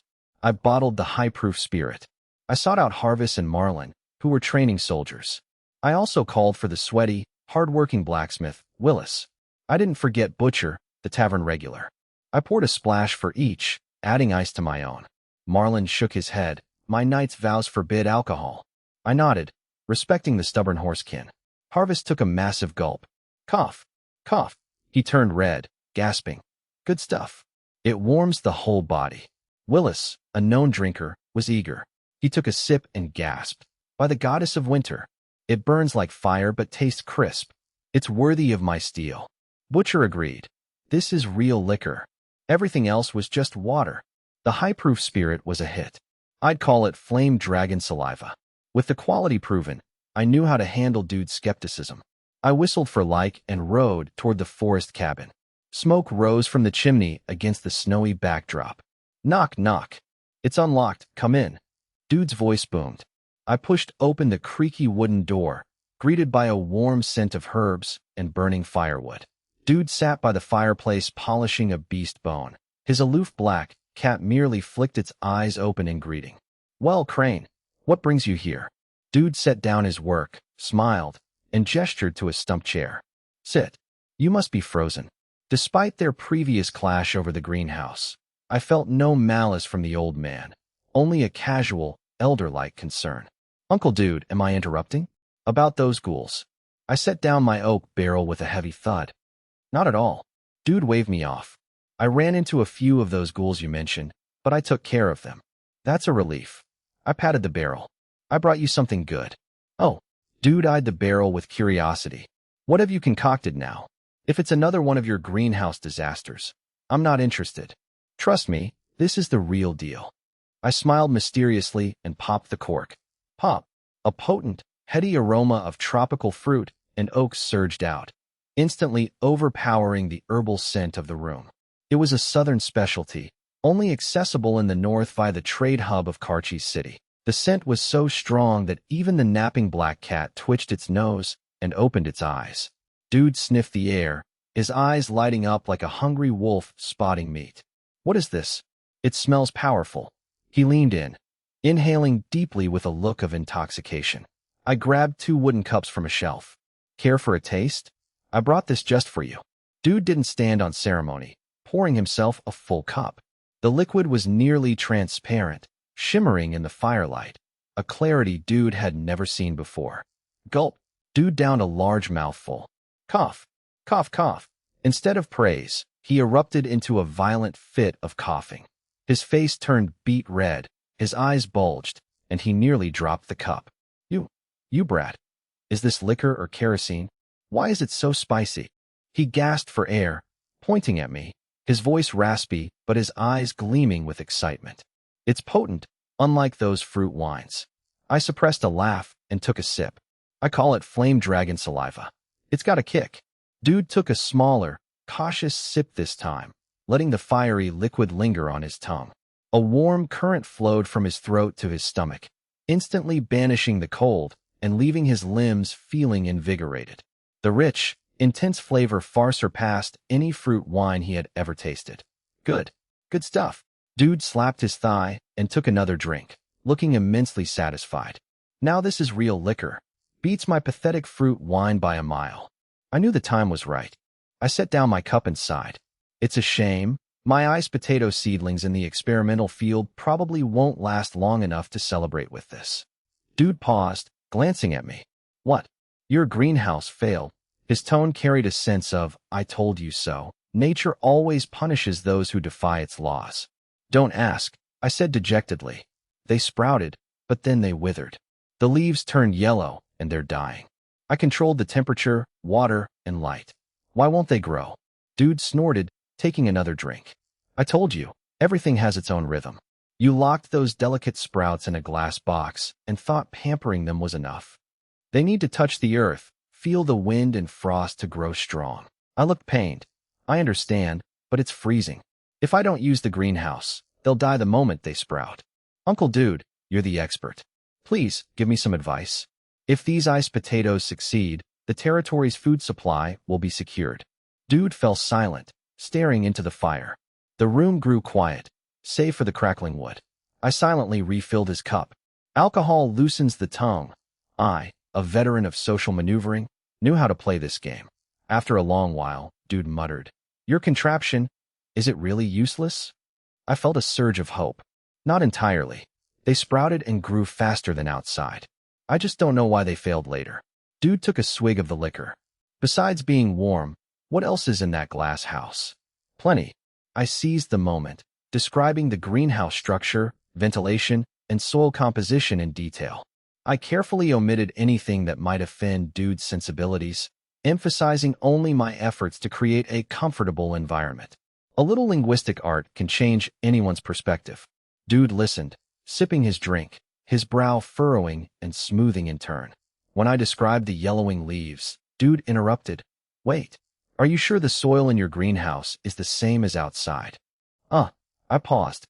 Mostly. It's humus from the forest. I picked the most fertile soil. Fool, Dude slapped his thigh. I haven't grown those, but I know they prefer poor, aerated sandy soil. You fed them too much rich soil and suffocated them in that airtight room. No wonder they died. I had an epiphany. That makes sense. No wonder. Dude chuckled, finished his drink, and wiped his mouth. I'm only telling you this because of the liquor. Stop with these weird tricks and learn from the forest. Nature has its own logic. I nodded eagerly, my heart soaring. The flame dragon saliva worked. Uncle Dude, could you find time to visit my greenhouse and give me some pointers? I asked, refilling Dude's cup. Dude glanced at the amber liquid, his throat bobbing. He knew that after drinking so much, it would be ungracious to refuse. Unable to resist, he took another drink. Fine. He set the cup down, looking reluctant but no longer resistant. Just for this good liquor. But I'm only looking. Of course. Thank you, Uncle Dude. I smiled inwardly. The old stubborn man was all talk, but his actions were honest. Let's go then. Dude stood up and stretched, his joints popping. I wondered how the old druid would travel the kilometers to fur territory in this freezing weather. Dude beckoned to the black cat. Let's go, Luo, come for a walk. The black cat with glowing green eyes yawned, walked elegantly to the door. Just as I thought it was merely stretching, the cat's form shuddered in the snow, black light swirling around it. Roar! A low, powerful roar echoed through the forest, startling the birds from the trees. Luo, previously cat-sized, instantly transformed into a sleek, jet-black panther. Its emerald eyes glowed with wild intensity, radiating an intimidating presence. Crane. I admitted I had underestimated this world's magical nature. A druid riding a shape-shifting panther was far more impressive than my own horse. Dude, enjoying my stunned expression, proudly patted the panther's broad back. He agilely mounted the beast and looked down at me. Still staring? Lead the way. I twitched my lip and silently whistled for who was frolicking in the nearby woods. Don't worry, I thought. I'll show you who's really inexperienced. The group set off toward fur territory. Dude initially maintained a nonchalant air, but as they neared fur territory, his expression grew increasingly bizarre. Wait, is that a city wall? Seeing a 10-meter-high wall made of massive boulders, Dude rubbed his eyes, fearing his flame dragon saliva had caused hallucinations. He remembered this place as a tiny village with rotting wooden fences. How did such a formidable wall appear? I feigned calm, secretly amused. Oh, just built it to keep out ghouls and bandits. Dude opened his mouth, speechless. In his short absence, I had transformed the village. As they reached the gate, Luo reverted to a cat and napped on Dude's shoulder. Inside, Dude's jaw dropped. Paved stone roads replaced muddy paths, and orderly stone houses lined the streets. The bustling population was even more unbelievable. A girl with wolf ears and a fluffy tail was walking a frost wolf larger than a horse. The beast nuzzled the girl's hand affectionately, making her giggle. A wolf tribe cub? And that's a frost wolf king. Dude stroked his beard, shocked to see a wolf tribe member wandering freely in a human village. That's Xiaoku, and my pet, Zero. I explained with quiet pride. Dude. His worldview was crumbling. Before he could recover, the rhythmic clanging from a blacksmith shop caught his attention. He nearly tripped upon seeing the smith. A 7-meter-tall stone giant named Mophite was meticulously hammering red-hot iron alongside the smith, Varys. The giant handled the heavy hammer with delicate precision, its obsidian eyes focused. For a creature of that size, it was a feat of incredible control. Hey, stone giant. Dude's voice trembled. Yes, Mophite is a long-term employee, I said casually. Employee? Dude wondered if the world had gone mad. Even more baffling, Horse Clan orcs were working harmoniously alongside human villagers. The genuine cooperation between orcs and humans left Dude struggling to process the scene. I led a stunned Dude toward Blackstone Castle. Uncle Dude, come inside. Leah should have hot drinks ready. Leah, the elf I had mentioned. Inside, the warmth of the castle chased away the winter chill. The fireplace roared, and the air smelled of sweet, baked bread. A silver-haired, blue-eyed elf girl approached with a tray. She moved with graceful elegance, her expression as serene as a lotus on a snowy peak. The tray held steaming milk and golden, fragrant cookies. "Crank, you're back," Leah greeted. "And you must be Uncle Dude? Please sit. I just baked some cookies." Dude felt the genuine warmth in her eyes. She was truly a child of nature. He had seen much in his life, but never an elf so pure and beautiful. She radiated an aura of deep natural affinity. It was a power more subtle and comforting than that of the god of the forest, Ural. This girl, she was no ordinary person. Her strength was undoubtedly far greater than his own. He noticed the tender way I looked at her. Humans and elves? Perhaps his previous skepticism toward my eccentric ideas had been too hasty. Maybe I wasn't just a deviant. The sweet scent of the cookies made his stomach growl. Thank you." Dude took a bite. The cookie was crisp, sweet, and melted in his mouth. It was delicious. The meal soothed his nerves and complicated his view of me. With such a powerful, gentle elf warlock by my side, I was full of surprises. Perhaps the boy really could achieve something great in this frozen land. After eating, I led Dude to the back of the castle. Dude's eyes widened at the sight of a massive greenhouse made of transparent crystals. He froze, and the cat on his shoulder stirred. "This is—" Dude pointed at the shimmering structure, his voice cracking. "High-quality transparent crystals? This much? Did you hollow out a crystal mine just to grow plants?" He couldn't believe his eyes. In his experience, such pure crystal was a precious material for magic staves and artifacts. What a waste. A total waste. Dude trembled with indignation. "Even if you stole this from a dragon's nest, you shouldn't use it for farming? Ural above, the god of the forest will surely punish you for such extravagance." I suppressed a laugh. "Uncle Dude, it's not crystal. It's glass, a man-made material. The cost is quite manageable." Glass production was a secret in Fur territory, but I didn't mind sharing it with Dude. I considered the druid, who had once saved my life, a true companion. "Man-made." Dude inspected the smooth, translucent walls. He reached out, cautiously tapping the cool surface, which emitted a crisp, clear sound. "This isn't any natural mineral I know," I said. "It's actually quite cheap." Dude followed me into the greenhouse, skeptical. Inside, the air was warm and humid, a stark contrast to the outside. The greenhouse was filled with withered, yellowing ice potato seedlings. Dude's gaze shifted from the glass walls to the dying plants. Frowning, he knelt by a seedling bed, his earlier annoyance replaced by pity. He gently picked up a withered seedling, examining it closely. His cloudy eyes sharpened with focus as he placed his palm on the damp soil and closed his eyes. A faint green glow, would attribute magic, seeped into the earth. I felt the air freshen as if life force were circulating. Dude opened his eyes, his expression solemn and knowing. "Sigh," he sighed, looking at the seedlings with regret. "These little ones should have thrived. What a waste." He shook his head. "I told you, kid, your method is wrong. They're delicate despite their cold resistance. The temperature is fine, but the problem lies elsewhere." Standing up, Dude pointed at the seedlings. "First, the soil. It's too rich. For sprouts, this is like force-feeding a baby heavy meat. It burns the roots. Second, humidity and ventilation. This glass house is airtight.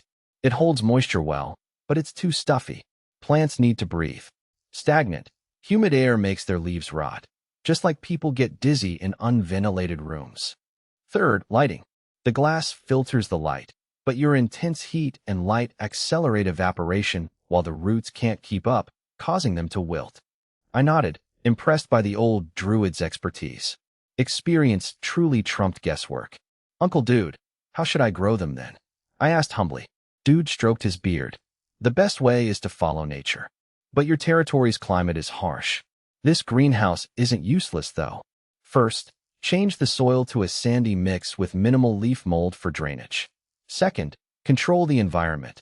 Open windows during the day to prevent stuffiness. Close them at night for warmth. For light, smear mud on the glass or use straw mats to avoid direct, harsh sunlight. Most importantly," Dude emphasized, "once the roots are established, gradually acclimate them to the outside." I memorized every word. This was vital for Fur Territory's agriculture. Seeing Dude's genuine care for the plants, I felt a spark of inspiration. The old druid was stubborn but kind-hearted. Living alone in the woods with only his cat, Luoluo, he must be lonely. Uncle Dude. I spoke sincerely, for territory is growing. It's lonely living in the woods by yourself. Why not move to the territory? There are plenty of rooms in the castle, or you could build a cabin here. You'd have company, and we could help each other. I promise not to interfere with your customs.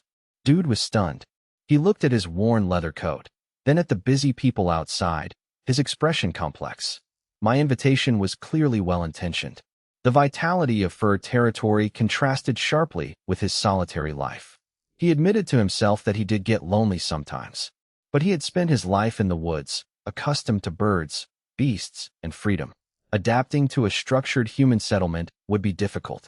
Kid, I appreciate the offer. Dude's voice was low. My old bones wouldn't fit in here, and the forest needs me. He patted his cat. But don't worry, I won't break my promise. If you have any problems with the greenhouse or the plants, just come find me. I understood.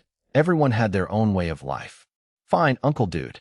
The doors of Fur Territory are always open to you. I smiled. I'll be troubling you often then. It's no trouble. Dude waved, a rare smile touching his lips as he thought of flame dragon saliva. Just remember to visit often and bring some strong liquor. Haha, absolutely. In Calcis, the city lord's mansion featured ivory pillars, high domes with expensive murals, and floors made of exotic southern stone. The air smelled of expensive spices and wine, attended by beautiful maids. City Lord Kevin reclined on a snowwolf fur couch, served by two maids. One massaged his legs, while the other fed him water. A young Tier 4 fire mage and city lord, he was arrogant and haughty. A luxurious banquet was laid out with rare delicacies. Local elites gathered, showering him with flattery. Lord Kevin, I heard you spend a fortune at the auction, a merchant toasted. Kevin waved dismissively. Trifles. Though one item did catch my eye. He signaled his treasurer, Marcus, who left the table. Marcus returned, carefully holding a velvet tray with a unique goblet. The crystal glass shimmered with dreamlike light, looking otherworldly. Lord, this is the crystal glass cup I won for you at the Golden Lion Chamber of Commerce auction. Marcus fawned. Such pure crystal is rare, even in the royal capital. Kevin took the cup, feeling its fine texture. A maid poured him top-tier southern wine. The red liquid seemed to float in the transparent cup, looking incredibly pure. The cup refracted light brilliantly, drawing gasps from the guests. Kevin's vanity was satisfied as he swirled the wine, smiling smugly. Only such a noble cup matched his status. After the banquet, he dismissed everyone but Marcus. Marcus, Kevin asked, playing with the cup, how much did this cost? Marcus bowed. 9 gold dragons, my lord. He watched Kevin's face, fearing it was too expensive. 9 gold dragons. Kevin raised an eyebrow. It was cheaper than he expected. Do you know where this came from? Lord, Marcus reported. The Golden Lion Chamber of Commerce claims these crystal glass cups originated from the north. The north? Kevin frowned. Could that desolate land of ice and orcs produce such delicate items? Marcus added. There was a disturbance at the auction. The Frenzy Flame's secret alliance caused chaos, and a runic grimoire intended for you was stolen. Frenzy Flame's secret alliance? Kevin sneered with disdain. He dismissed them as mere clowns unworthy of his concern in Calcis. Yet, stealing from him required a lesson. His focus returned to the northern cups. He recalled his useless uncle, Nuadon, who had gone to his barren northern territory to collect taxes a month ago. A glutton like Nuadon couldn't possibly produce such goods.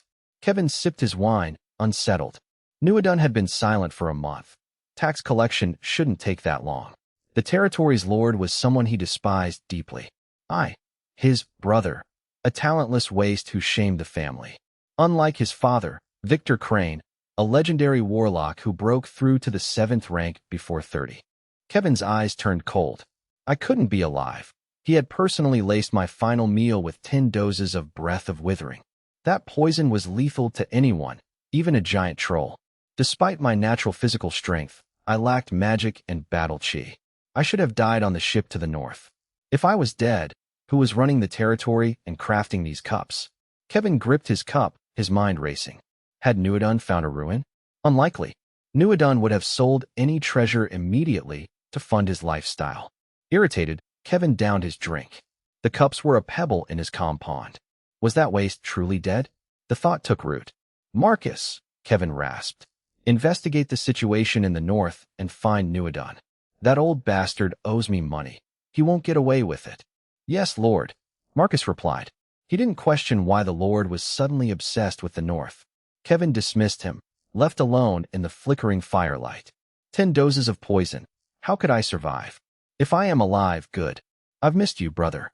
It was all Victor's fault, hogging the family's resources with his talent. His own father died depressed, leaving him with this freezing city. He couldn't act in the family, but in the north, no one would know. If I am still breathing, I should prepare to die. This time, he will watch me take my final breath. Following the druid's advice, I focused on the greenhouse. I replaced the rich soil with sand and gravel from the riverbank. Dude insisted ice potatoes thrived in well-drained, lean soil. Over-nurturing them would only ruin the crop. I had Harvest install manual vents for better airflow. This is more work than caring for people. Leah laughed as I adjusted the vents. The air was much fresher. I wiped my brow. It's for our food supply. Dude's experience is reliable. We'll see results. The ice potato seedlings looked stagnant, but at least they weren't worsening. I knew farming required patience. Outside, the steam engine hummed rhythmically by the smithy. Its sound had evolved from harsh grinding to a steady, powerful beat. I and Harvest had connected the engine to the smithy's large bellows via belts and gears. The steam-driven bellows provided a constant, intense airflow, raising the furnace temperature. Lord, look at this heat. Harvest beamed, pointing at the glowing iron. With this, our steel quality will improve significantly, and we can open more forging stations with the saved labor. I was satisfied. The efficiency boost accelerated Fur Territory's development and my own experience gains. I envisioned using steam power for heavy hammers, mining lifts, and drainage. Boss, that iron lump is getting loud, and it eats fuel. Griffin chirped from the rafters. If it's too loud, go to the forest. I didn't look up, or help fan the flames to save fuel. Griffin retreated, uninterested.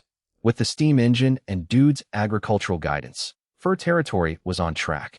I no longer had to handle every minor task as the literacy rate improved. I finally had time to walk the territory with Leah. The most visible change was the roads. Muddy paths were now paved with stone, making travel easy even after snow. New stone houses replaced the old wooden shacks. Improved sanitation and drainage had made the territory much cleaner. Passing the public canteen, the scent of meat, stew, and bread filled the air. Thanks to grain imports and local harvests, food supplies were stable. I saw horse-clan orcs and human loggers eating together, laughing heartily. Such harmony was once unimaginable. They once bickered endlessly over wages, nearly coming to blows, but had since learned to accommodate one another. Everyone looks so spirited, Leah remarked, her blue eyes reflecting contentment. I nodded, noting how different things were from when we first arrived. I had not only secured basic sustenance for my people, but also implemented reasonable working hours and rotation systems inspired by modern concepts. While a 9-to-5 schedule was impossible given current productivity, I was a saint compared to nobles who treated subjects like beasts of burden or slaves. With meals provided, high wages, and warm housing, the workers were fiercely protective of their newfound stability. This justified my heavy investments. Most heartening for the residents of Fur Territory was the lengthening of daylight hours. The oppressive polar night had passed. The sun now climbed the sky daily, its faint warmth enough to dispel the gloom in people's hearts. At dawn, the first rays of light would rouse the entire Fur Territory from its slumber. Even at night, the snow reflected starlight, casting a hazy, gentle glow. Returning to Blackstone Castle after our inspection, Leah and I stood on the terrace, overlooking the rising smoke of the territory. The north wind still howled, but the air felt warmer, perhaps psychologically, or perhaps spring was truly near. Still quite cold. Leah exhaled a puff of white mist, feeling the lingering warmth on her cheeks. But it feels different than before. I embraced her from behind, resting my chin on her hair, savoring its softness and scent. Yes, it is different. I spoke gently. Winter used to be a struggle for survival here. Now, it's a season of rest. When spring comes, Fur Territory will be even more vibrant. Leah leaned into me, listening to my steady heartbeat, feeling profound peace. This was the warmest winter in the memory of everyone in Fur Territory. The waves caused by the auction did not subside with the Golden Lion Chamber of Commerce's departure. The crystal glass cup acted like a boulder thrown into a lake, creating ripples throughout the Northern Territory's business circles. Keen merchants turned their eyes toward the obscure Fur Territory, with even the Golden Lion and Iron Sail guilds planning to get involved. Such pure crystal was rare in the north. It was a guaranteed fortune. An inconspicuous cargo ship quietly docked at the Fur Territory pier. Finance Officer Marcus, bundled in thick furs, exhaled a cloud of steam and rubbed his hands as he descended the gangplank. Officially, he was sent by Lord Kevin to inspect the territory's potential. Secretly, he was investigating the source of the crystal cups and news of me and Nuadon. Compared to the bustle of Calcis, the pier was simple, yet the constant flow of ships and workers revealed a burgeoning vitality. Marcus was surprised by the tall, sturdy rock walls standing nearby. This was no longer a dilapidated village. Inside, he was shocked by the paved stone roads and orderly houses, a far cry from the poverty and chaos rumored in the north. He even saw horse-clan orcs and humans chatting at a tavern, an unthinkable sight given the deep racial divides of the north. Inside Blackstone Castle, I took time to meet the visiting finance officer. Moves already? It seemed advertising the source at the auction had been highly effective. After brief pleasantries, Marcus cut to the chase. I hear Fur Territory is rich in resources. My lord sent me to discuss business, especially those crystal glass cups. I looked troubled. I have already signed an exclusive agency agreement with Miss Alea of the Golden Lion Chamber of Commerce. I cannot supply other guilds for the time being. Marcus masked his disappointment. A pity. But surely Fur Territory has other specialties. His primary goal was intelligence, but he had to maintain the facade of a merchant. Other specialties. I smiled. Indeed. Our blacksmiths use new techniques to forge farm tools and weapons that are far more durable than market standards. We also have locally tanned furs and a small amount of strong spirits, if you are interested. Marcus considered this. While not as stunning as the crystal, high-quality goods were still a viable business. He was here to gauge the territory's strength and see if he could profit. Marcus began his inspection of the territory. He grew increasingly alarmed. The organization and efficiency were far beyond his expectations. Despite the small population, it was more prosperous than Calcis. Harvest is well-equipped. Disciplined guards patrolled the city, maintaining order. Marlin's Horse Clan warriors handled outer perimeter security and logistics, showing surprising obedience to me. The order was largely due to my simple but strict laws. Notices posted in Common and Orcish stated, any form of racial discrimination or provocation would be punished with a 10 silver wolf fine and 10 lashes. Our Lord says that in Fur Territory, whether you are human, elf, dwarf, or orc, you are one of us if you follow the law. If you enter, you follow our rules. A soldier explained to new merchants, his gaze lingering on those who looked down on the Horse Clan orcs. The villagers were generally hospitable, welcoming the influx of traders and tourists. The territory grew lively, with a bustling market filled with various voices and haggling. Yet, there were always fools who liked to test the limits of the law. A small merchant caravan from the south, emboldened by money and cheap ale, began spouting nonsense in a tavern. They mocked the northerners and harassed a passing Horse Clan server, even attempting to touch her. Where's that horse stench coming from? Get lost. The fat merchant shoved her, spewing filth. Hey, what are you doing? Don't bully her. Xiaoka's crisp voice rang out. She had been walking Zero when she spotted the fat merchant causing trouble. The Horse Clan girl trembled, clutching her tray, tears welling in her eyes. The fat merchant grinned, oblivious to the small figure and the massive beast standing behind him. Big Brother said no bullying in Fur Territory. Xiaoka stepped forward, shielding the girl, glaring up at the fat merchant. The merchant laughed, seeing a little girl with fluffy wolf ears. Oh? Where'd this little wolf cub come from? Get lost. He reached out to push Xiaoku. Roar. A low, abyssal growl froze the tavern's air. The merchant's hand hung in midair, his smile vanishing. A massive frost wolf king stared at him with cold, icy blue vertical pupils. Gulp. The merchant's face drained of color. His legs shook uncontrollably, and a warm liquid began to trickle down his trousers. What? What is that? He stammered, unable to form a coherent sentence. Was that a wolf? Even the fiercest saber-toothed tiger in the Calcis arena was a kitten compared to this monster. Zero had no interest in his babbling. It had seen this man try to push its big sister, and it had clearly heard the insult wolf cub. How dare he? Smack! A crisp, loud slap echoed through the tavern. Zero's massive, fur-covered paw swung out, swatting the merchant aside like a fly. The fat merchant spun like a top before crashing to the ground. Zero had held back. Otherwise, the merchant's skull would have shattered. As the merchant struggled to rise, Zero clamped his jaws onto the back of his expensive robe and gave a flick. The 200-pound man was tossed like a rag doll, his feet kicking uselessly as his clothes tore. Help! Help me! His shrill screams echoed through the tavern. His arrogance completely vanished. What's happening? 2 guards in fur territory armor rushed in at the shout. They spotted the merchant dangling from Zero's jaws and Shao Ka's expectant expression. The merchant reached out toward the guards, begging for rescue. A guard frowned at the merchant's terrified companions. What is going on? The companions quickly recounted the events, afraid to lie in front of the crowd. They insisted their friend was simply drunk and confused, trying to distance themselves. Humph, typical. The guard despised these wealthy bullies who thought they could run wild in fur territory. He bowed to Shao Ku. Miss Shao Ku, were you frightened? Shao Ku shook her head. I'm fine. He was just bullying people. The guard nodded and told Zero. Please put him down. We will handle the rest.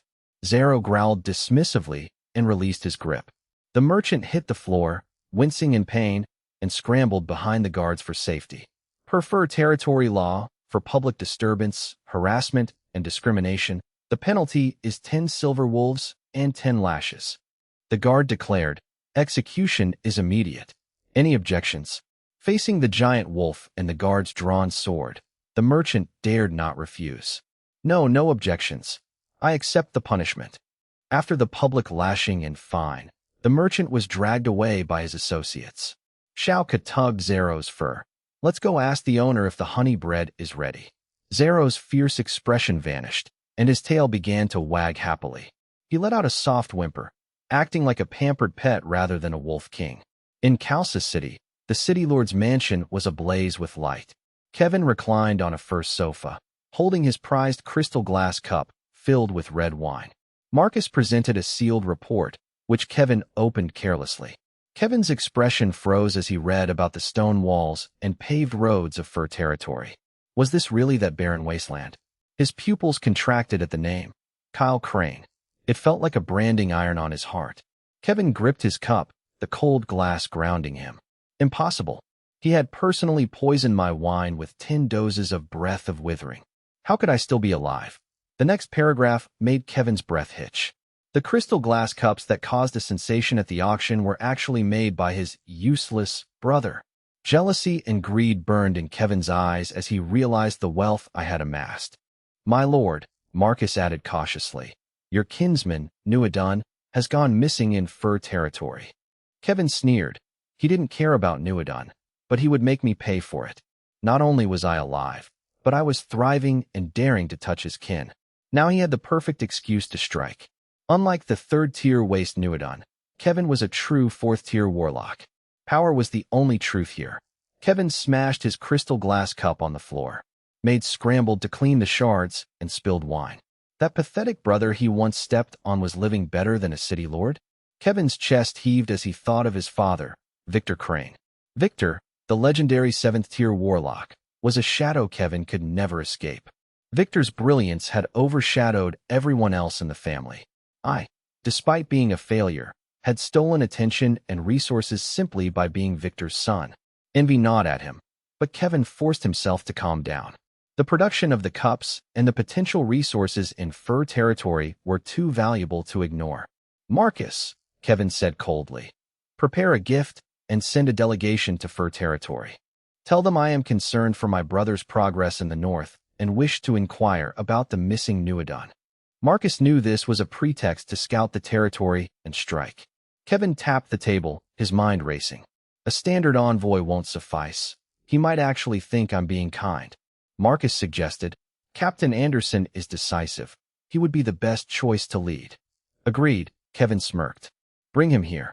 Moments later, a hulking knight in heavy armor strode in.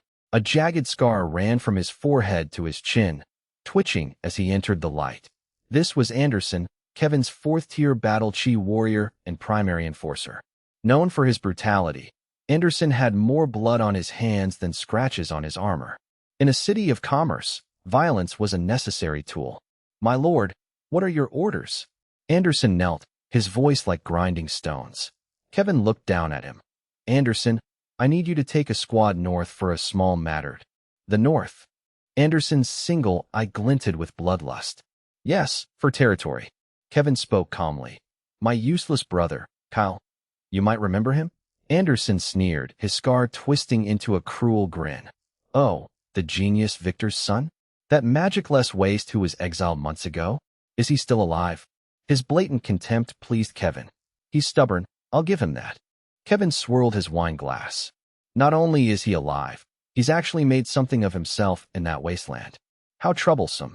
His eyes sharpened. Go pay him a visit. Either bring my dear brother to Calcis so I can host him properly, or, Anderson caught the drift, or bring back the deed to fur territory, and the deed first. I'm soft-hearted. I hate the sight of blood. Kevin tapped the glass. That place is worth more than I thought. As for him, I don't mind letting him live a few more days. I have plenty to say to him. His voice turned chillingly tender. Of course, if he resists, missing a few limbs is fine, as long as he's breathing. He's just a waste without magic or battle chi. Should be easy for you, right? The knight captain's single eye glinted with malice. As you command, lord. Good. Kevin smiled coldly. Finish the job, and you can take any 2 maids from the manor, except my personal ones, to your room for a few days. Just don't kill them. My maids are clean, unlike the trash outside. Anderson licked his lips greedily. Thank you, lord. I've had my eye on those 2 new dancers from the south with the snakekin blood. I'll make sure they experience true pleasure. As Anderson left, Kevin gazed toward the northern sky, toward fur territory. My dear brother. He whispered with sick affection. I've missed you every day. Why not just die quietly? No matter. I'll carve your tombstone myself. Morning in fur territory was crisp and clear. Sunlight warmed the dining table in the castle. I shared a simple breakfast of porridge, honey black bread, and milk with Leah. It was simple, but nutritious. Eating with someone I loved made the meal meaningful.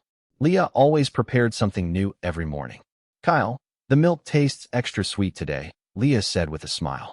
I watched her twitching ear tips, my heart softening. Must be because I'm in a good mood. With the zombie horde gone, food secure, and finances stable, I had every reason to be pleased. The territory was thriving. Ice potato seedlings were growing. The steam engine was boosting productivity, and infrastructure was expanding. Suddenly, Griffin's shrill voice shattered the peace. Boss, trouble. A group of armed men just arrived at the dock. Griffin flew through the window, feathers ruffled. It landed on the table, took a sip of milk, and gasped. Dozens of them, armored and armed, heading straight for the territory. Armored soldiers? I raised an eyebrow. Leah looked at me, worried. Is it Calcis? Most likely. I recalled Marcus mentioning his brother Kevin, the current lord of Calcis, with whom I had always been at odds. My brother finally lost his patience. It made sense. Kevin viewed me as a waste, and Marcus's reports on the territory's growth would have piqued his greed. Kevin wouldn't use honorable methods. He ignored this barren land until it showed promise, and now he wanted to steal it? Not a chance. Kyle, Leah whispered, sensing my tension. I hugged her. Don't worry. Fur territory isn't a pushover. We welcome friends, but if they want trouble, we'll see how tough they really are. I stood on the ramparts, watching the approaching figures. The gates were shut, and crossbowmen stood ready. 50 men appeared on the snow, marching toward the gate. Anderson led them, stopping 50 meters out. Anderson looked up at me, feigning a warm smile. Is that Lord Kyle Crane? Lord Kevin heard of your hard work in the north and sent us to offer our regards, and to inquire about our missing uncle, Lord Nuadon. His tone was dripping with sarcasm. I replied calmly. I appreciate the concern, but Fur Territory is doing just fine. As for Nuadon, I regret to say he left last month after collecting taxes and hasn't been seen since. I've searched, but the north is vast. My airtight response left Anderson momentarily off balance.